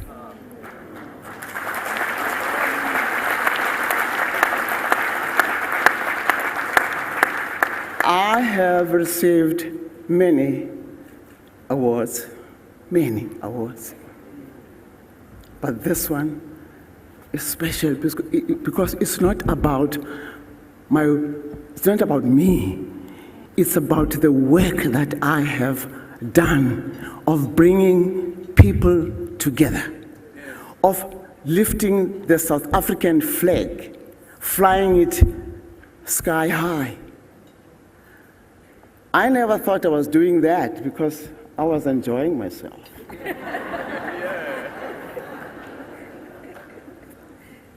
I've been doing this for 65 years. Yeah. 65 years in the industry. And during that era, we did it. I'm dedicating this award to my peers, Osisibam, Miriam Makeba, Dolly Ratebe, Tandy Klassen, Dorothy Masuka, Sophie Mgina, and the second generation of Osbongile, and all of them, or Brenda Fassie, all those wonderful singers that have been doing it for South Africa. People, Ubuntu was getting lost. People have becoming individualistic. People have been thinking about themselves, for themselves, and doing things for themselves and not for the nation or the country. Honey, we've got the most wonderful country. Yes. South Africa is the best country in the world.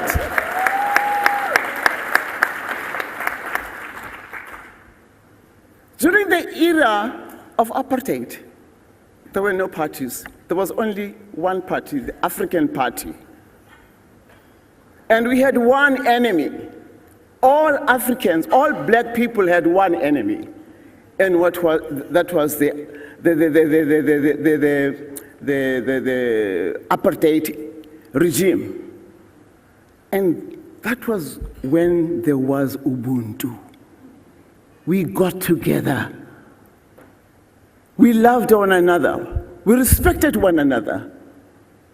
There was Sophia Town, with the was destroyed because they saw that, here is a bomb. This is a bomb. We have to destroy it. They took us to the townships in Soweto. And still, people there were together. We lived together. There was a curfew law. 9 o'clock, we all had to be out of town. But that didn't bother us. We lived our lives in the townships.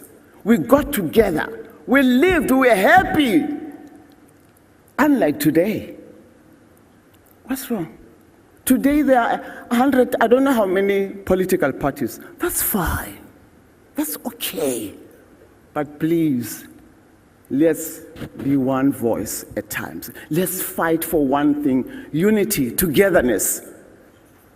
Let's not work against each other.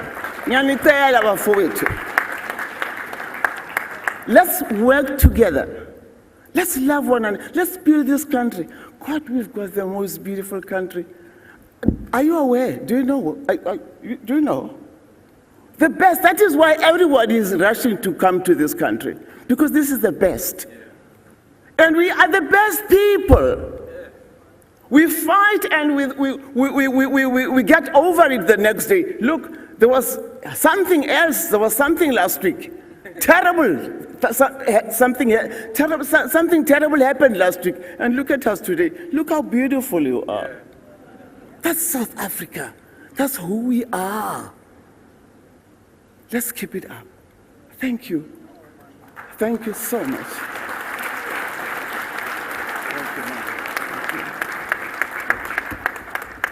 And by the way, this is my granddaughter. I'm very proud of her. I thought you were going to say this is my grandson. I got nervous. Okay, he's my grandson. Yeah. Thank you. Thank you very much. South Africa.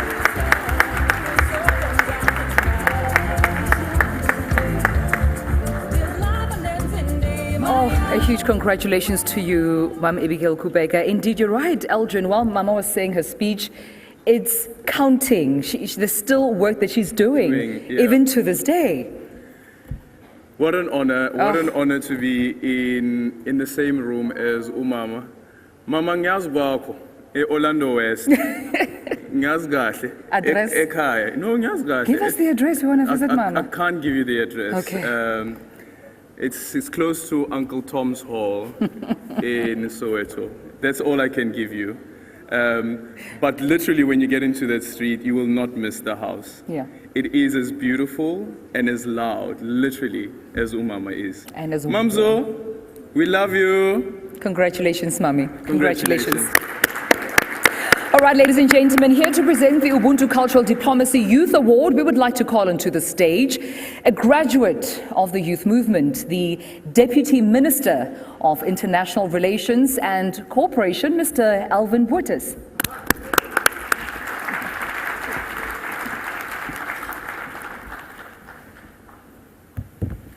Thank you very much, Eldrin and Tumelo. Our host and Chief Diplomat, Minister of Derko, Dr. Pandor, Minister Titiza, Minister Zulu, dear Masejo Dlamini, distinguished excellencies and guests.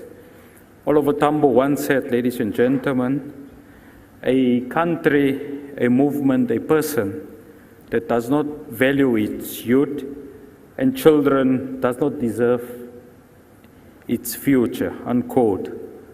Substantively, I wish to submit, Dr. Pandor, that South Africa and Derko in particular do value our youth.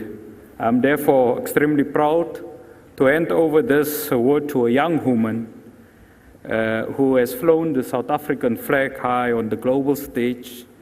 This young ambassador of our country has the African continent and the world dancing and grooving to the unique sounds that originates from the very far-flung province in the north of South Africa, Limpopo. The winner, ladies and gentlemen, of the Ubuntu Cultural Diplomacy Youth Award is the incredible and talented Makazi. Makazi is an award-winning South African singer. She is known to many music lovers for her hit songs Shandavuya and Matorogitsi. She has become a household name in the South African and international music scene. In 2012, she released her debut album and dropped a total of 6 albums. She has performed in places like Canada, France, Mozambique, and Zimbabwe, to name but a few.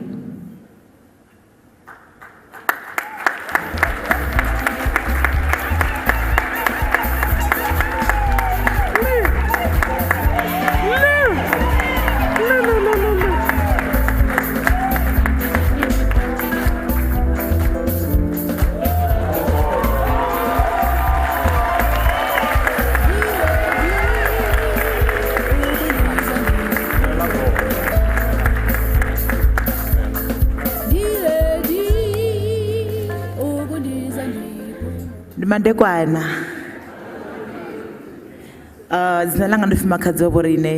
My name is Makazi Waborine, all the way from Venda. I always tell people that I'm the most beautiful girl in the world. The reason why I say that is because of during my high school, I used to be bullied and everything. And when I look at myself now and where I am today, it proved me that whatever they were talking about me, telling me, it's nothing than my talent. That's why I'm here today. I'm not really good when it comes to talking. I'm really good when it comes to singing and dancing, so I won't waste time. But the most important thing that I would like to say is that Minister Naledi Pandor. And the other thing about Makazi, I always trained about dancing, fire performance, and not knowing to speak English. But today I'm here today with my English, and you can able to hear me and what I'm saying.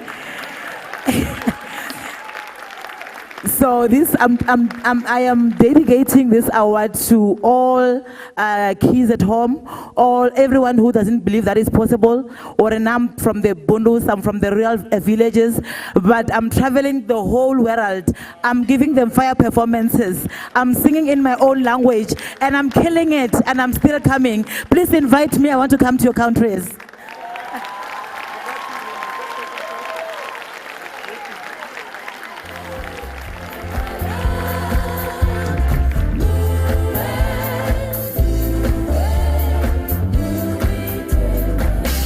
Another round of applause. Makadzi, wonaka, wone, wonaka. Congratulations to you, Makadzi. Congratulations. Well, congratulations, Makadzi. What an inspirational story, Eyaga Makadzi, knowing Guti, she used to dance and sing close to taxi ranks. Yeah.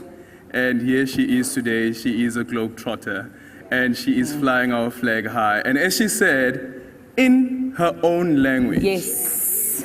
Being proud of your culture. And what she did here was a representation of that.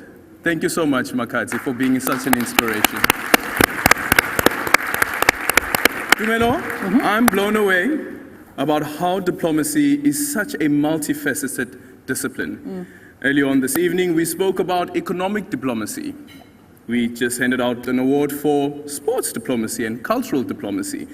But there is another kind of diplomacy that we have yet to touch on, which encompasses the above and more, and that is public diplomacy. That's right, Aldrin. Now, public diplomacy is, in fact, what brought all of us here together this evening, ladies and gentlemen. It's a form of diplomacy that utilizes communications through various platforms to influence, to promote, and establish dialogue between nations and individuals. Now, the Department of International Relations and Cooperation, through its public diplomacy branch, have set up several platforms to communicate South Africa's foreign policy goals as well as its objectives.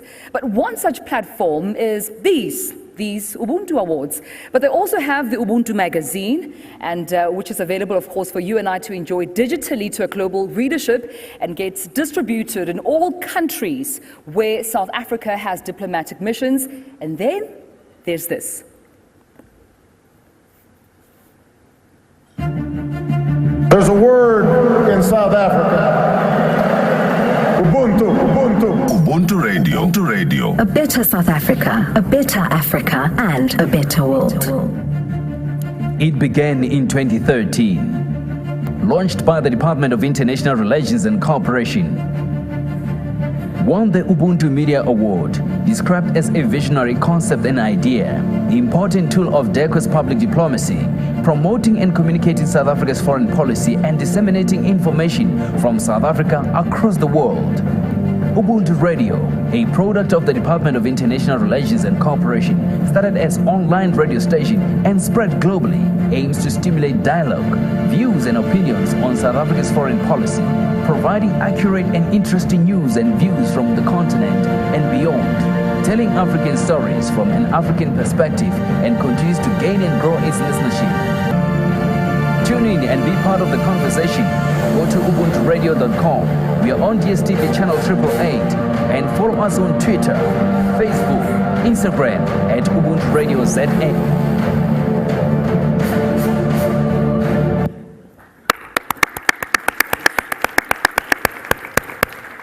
So we have the Ubuntu Awards, Ubuntu Magazine, and Ubuntu Radio.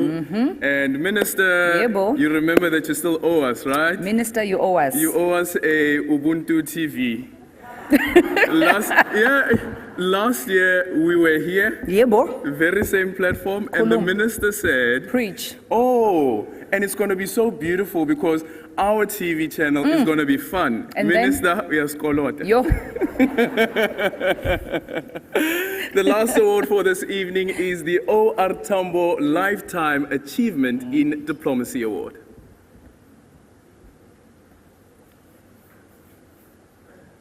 All right, we're about to get into that, ladies and gentlemen, but where do I even begin? I mean, before they play the video, though, can I just mention how I have admired the ease with which he articulates the genesis and evolution of South Africa's foreign policy. I hope he's writing a book because that knowledge must be shared with future generations. Now, this year's recipient, ladies and gentlemen, is Ambassador Welile Nhlapo. O.R. Tambo Lifetime Achievement Award, Ambassador Welile Nhlapo. During the difficult period of struggle against apartheid in South Africa, Ambassador Welile Nhlapo made a significant contribution to the liberation movement. He began his activities as a student in the Black Consciousness movement, and together with the late Steve Biko and Tebogo Mafole, He co-authored the publication Black Review in 1972 that reviewed the activities of Black organizations at the time. In 1973, a banning order was issued against him and he went into exile in Botswana in 1974. He later became the ANC chief representative in Botswana. He joined the Department of Foreign Affairs in 1994 and was part of the South African government delegation to the United Nations General Assembly in 1994 when South Africa was readmitted to the world body. In 1995, he was appointed South African ambassador to Ethiopia and permanent representative to the Organization of African Unity and the United Nations Economic Commission for Africa. In 1997, he was appointed special envoy to Burundi. He also served as a non-resident ambassador to Djibouti, Eritrea, and Sudan. In 1998, he was appointed Deputy Director General responsible for Africa in the Department of Foreign Affairs. During this period, he participated in South Africa's conflict resolution efforts in Lesotho, Democratic Republic of Congo, Comoros, Zimbabwe, and Great Lakes region. In 2001, he was appointed head of the Presidential Support Unit, which advised the presidency on conflict situations in Africa and the Middle East. Contributing to the peace process in Burundi as South Africa's special envoy, Ambassador Nhlapo formed part of South African negotiating team, assisting to find a solution to the conflict in Burundi. He was appointed Deputy Head of Mission, responsible for political affairs in the African Union Mission in Burundi. He later became the head of the political section of the United Nations missions in Burundi.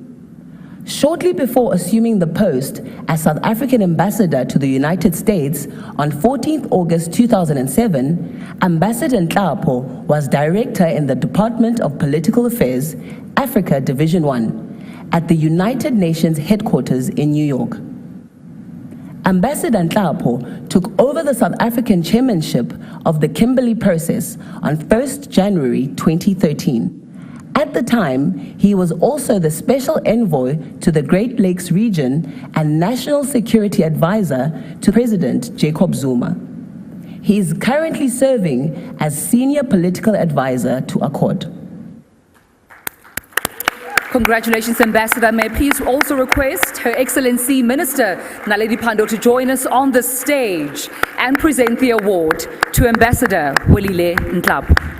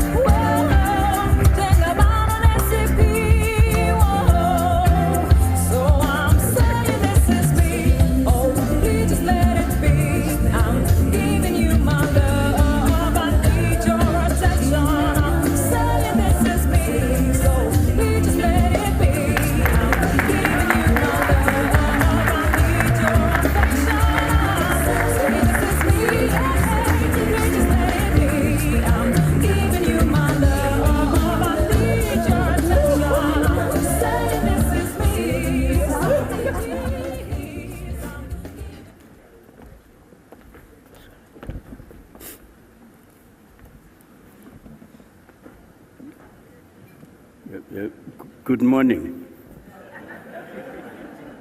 No, thank you very much, program directors. Adrian, you are the only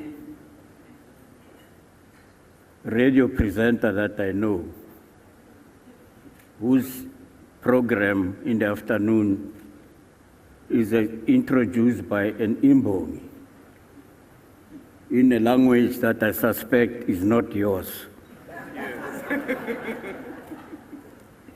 And they suggest that you are a pilot. We're allowed to dream. I enjoy listening to you. I always have a radio next to me. It's a Chinese radio. Even when there's load shedding, the battery kicks in. So I'll listen to you.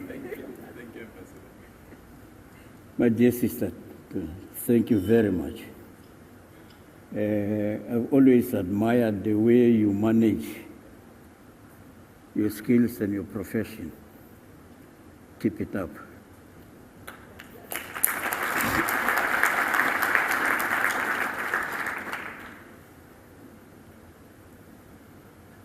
I saw 3 people here on the stage, 3 ministers. I was not surprised.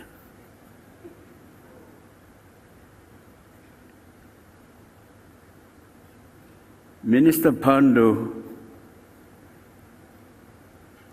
I first met in 1974 at the University of Botswana. I had just gone into exile after a banning order, and when we were being hunted down for welcoming the victory of Frelimo in Mozambique through armed struggle. We organized rallies. We paid for it. It was fun. The reason why I met Minister Pandor is because we had gone to see the chair of the Botswana National Students Union, because they had committed to host the headquarters of the Southern African Student Movement, which was established in Lesotho and had Nkgopotse Abraham Tiro elected as its president. It was in the process of trying to establish that office that he was sent a partial bomb that ripped him. Now, somebody that we came a long way with. So the reason was really to ensure that we rally around and mobilize the students in Southern Africa to support our struggle. But we're also keen to take up contact with the All African Students Union, which was established around that time in Ghana, so that we can be able to forge those links to engage our counterparts on the continent on the issues that were plaguing us as students in South Africa. It was in that context. Minister, since then, for the rest of my diplomatic life, from the time I was appointed head of the ANC Youth Section, we engage students not only on the continent, All Africa Students Union itself, but internationally, International Union of Students and youth, the World Federation of Democratic Youth, and the Pan-African Youth Movement. That was during the Cold War. It was rough for students in some of the countries on the continent because of the nature of governments and the states that were operating at the time, military regimes, one-party states, very tough. So we got entangled in that politics of the continent and, of course, politics of the world. So for me, when Ronnie Mamwepa came up with this, we're dealing with trying to get a mission and vision for DERCO. We're at a retreat at Kruger Gate, and we're debating what should it be. And he's the one who came with a better Africa and a better world. So for some of us, since that time, Minister, when I saw you when I was still a handsome young man, I never turned back. The whole of my diplomatic career has been on the African continent. Anywhere in this continent where I go, I'll always find somebody I know. That is the pleasure of being a diplomat. It's because of the relationships that you build. They last forever. And at difficult times, they come in handy. But one of the things that I must say, when I got a call from a voice which I identified to be of a young lady from DERCO, and she said to me, "Are you Ambassador Nhlapo?" And I said, "Yes." And then she said, "No,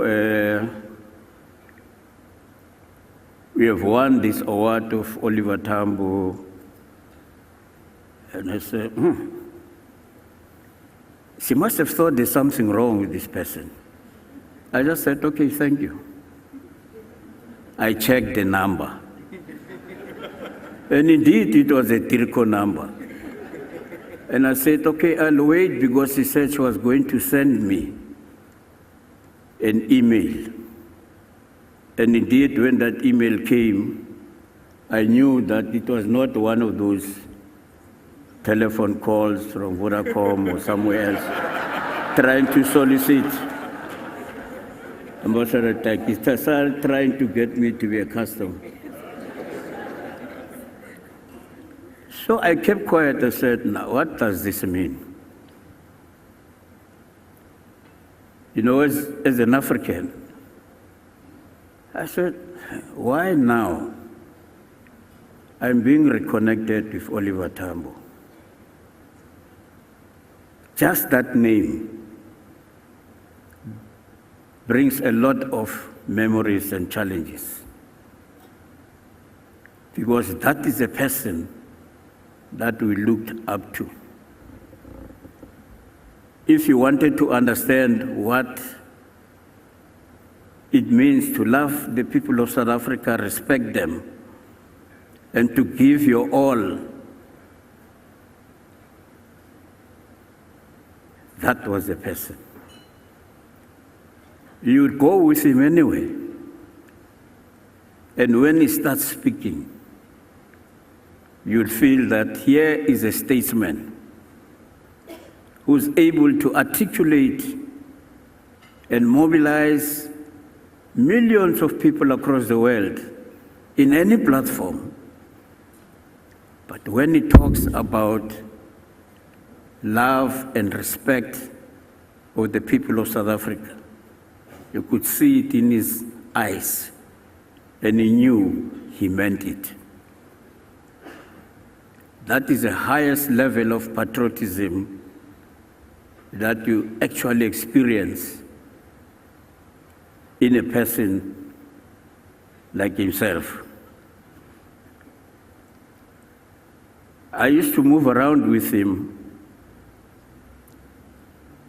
record his speeches on tape, transcribe them.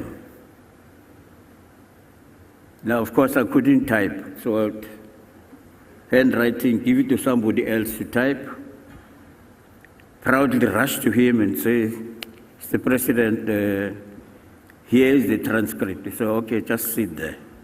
And then he'll take a red pen out of his pocket. Then you know, the township knew that say, hey, you're calling Katazo.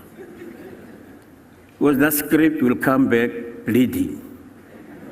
Full stop has been changed, the comma there has been changed, there are question marks, and there are remarks, did I actually say that? And oh my God. But I'm transcribing what I heard. And he said, really, are you sure this is what I said? I think so. He said, well, let me tell you, go and listen again, transcribe, and come back. You'll go through that thing, it comes back bleeding. Now, say, but what do I do now? Then you remember we are dealing with a teacher. And then he'll be laughing and will say to you, we have done well. So I've tried my best to make sure that you capture what I've said. I said, no, that's fine. But one time we had a very difficult argument with him. We heard him very clearly declaring 1979 the year of the spear, saying in what we had, sharpen the spear. So that's how we transcribed it. And we gave it to him. Went through all of that, red pen all over. And he said, did I really say sharpen the spear? Now I had an editor who was a historian, Francis Mail. He said, yes, that's what you said. I said, Francis, you're a historian. He said, yes. He said, we're talking about the centenary of the Battle of Isandlwana. I said, yes.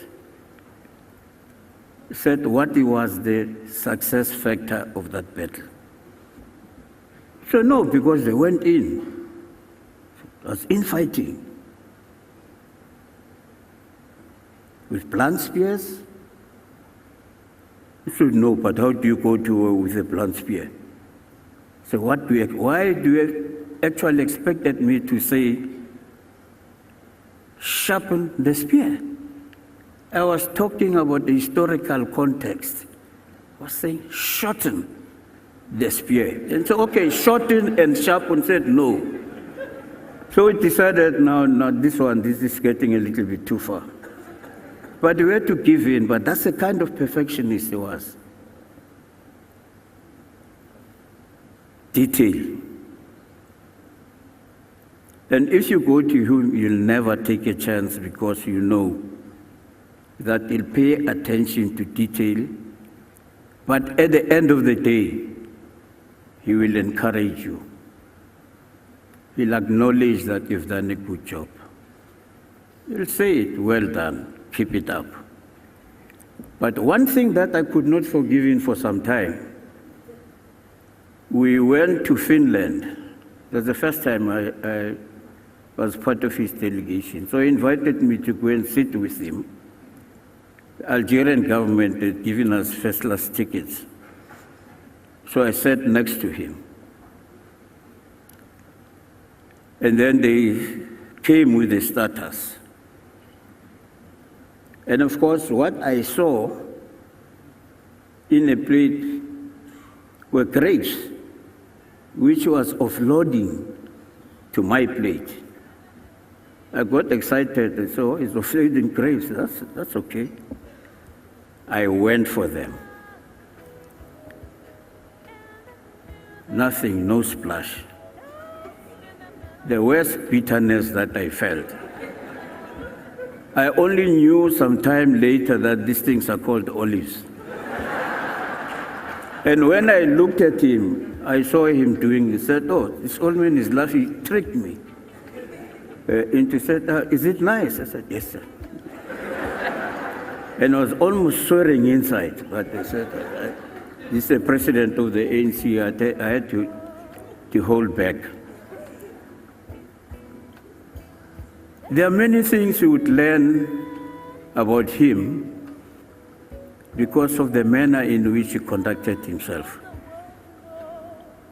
You know, I've always related this story to people that one time he called us to his house, served us food, and after that, he put on what in Zulu they call pinif, I don't know what this thing called in English, apron. And I was washing dishes and singing in the kitchen. Simple family man. Values that you pick up without having to go and read a book and hear from people about what is it. So to be associated with him through this award is the most humbling thing that has ever happened in my life.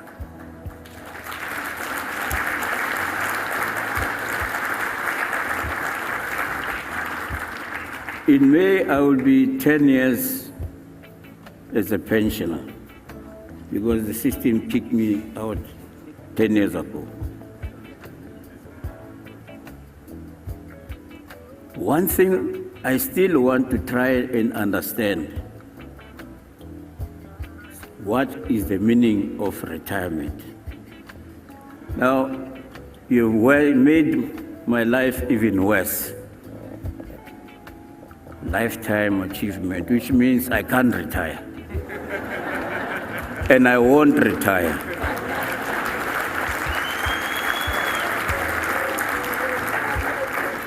As long as there are problems and challenges in this continent, we'll be ready to go. War zone or no war zone, we've been there. We can go back anytime if the need arises. Because in 1994, when we were admitted to the Organization of African Unity, Nelson Mandela made a pledge. He said, never again will South Africa be on the agenda of this august body because of the apartheid system and discussing how to liberate this country. South Africa will be on the agenda because it will be contributing towards finding solutions to the many challenges that this conference, that this continent is faced with. We took it from there, and that's why we've been doing what we are doing.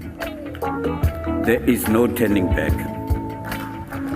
But let me say to the young diplomats, I see them sometimes, they wear pennant diplomats of Oliver Tambo. And they leave the office before 4 o'clock. That has nothing to do with Oliver Tambo. If you want to leave the office at 4, please never wear that pennant. But one of the things that I would like to say at the end, there is nothing gratifying than sitting behind the South African flag, be it the OAU, AU, SADC, or United Nations. When you start saying, on behalf of the people of South Africa, that is the greatest moment of pride for any diplomat.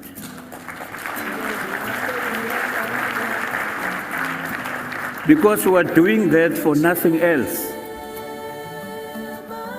but to serve the people of South Africa. That is what we're taught, that anything we do, it must be to serve the people of South Africa. Minister Lindiwe Zulu would know that, you know, in the camps of Umkhonto weSizwe, when there's plenty food, we'll all be excited and singing, but they will, in unison. There was no thank you. Our thank you was, we serve the people of South Africa. We serve the people of South Africa.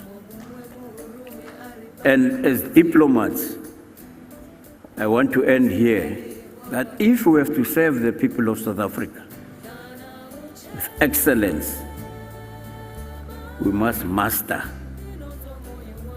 the nexus between international relations, diplomacy, and statecraft. Otherwise, we're just employed.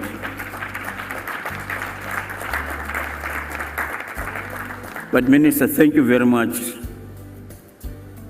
for this evening. I'm very, very humbled. And on behalf of my family, which has always been supportive, because without them, sometimes leaving them and going to war zones with no guarantee that we will come back, and them saying, we'll see you when you come back, giving me strength and encouraging me to do my work, I would not be doing that. And even today, they tolerate the fact that I'm supposed to be on pension, but I'm never at home. If I'm at home, I'm working. Thank you.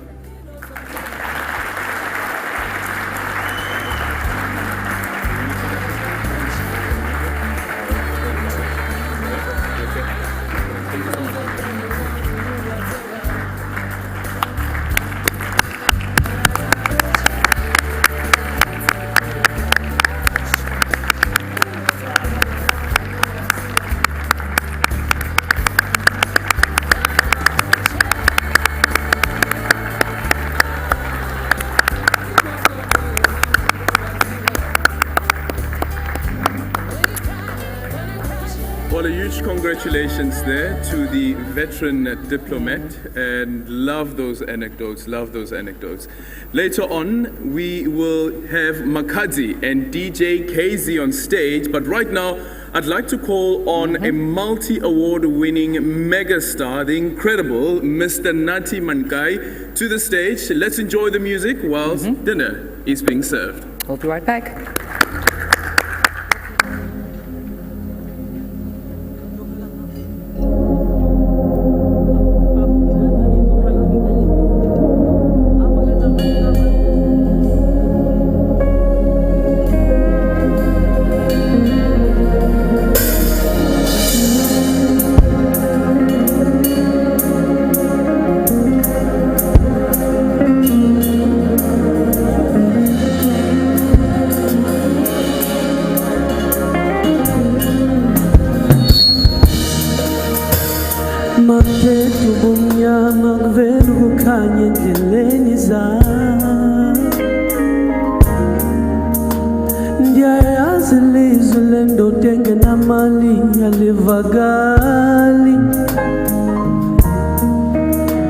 Ndiyakuthanda ntombazana mna ndiyakuthanda manyanya andazi ndenze kanjani ndiyakuthanda ntombazana mna ndiyakuthanda manyanya ndiyakuthanda ntombazana mna ndiyakuthanda manyanya andazi ndenze kanjani ndiyakuthanda ntombazana mna ndiyakuthanda manyanya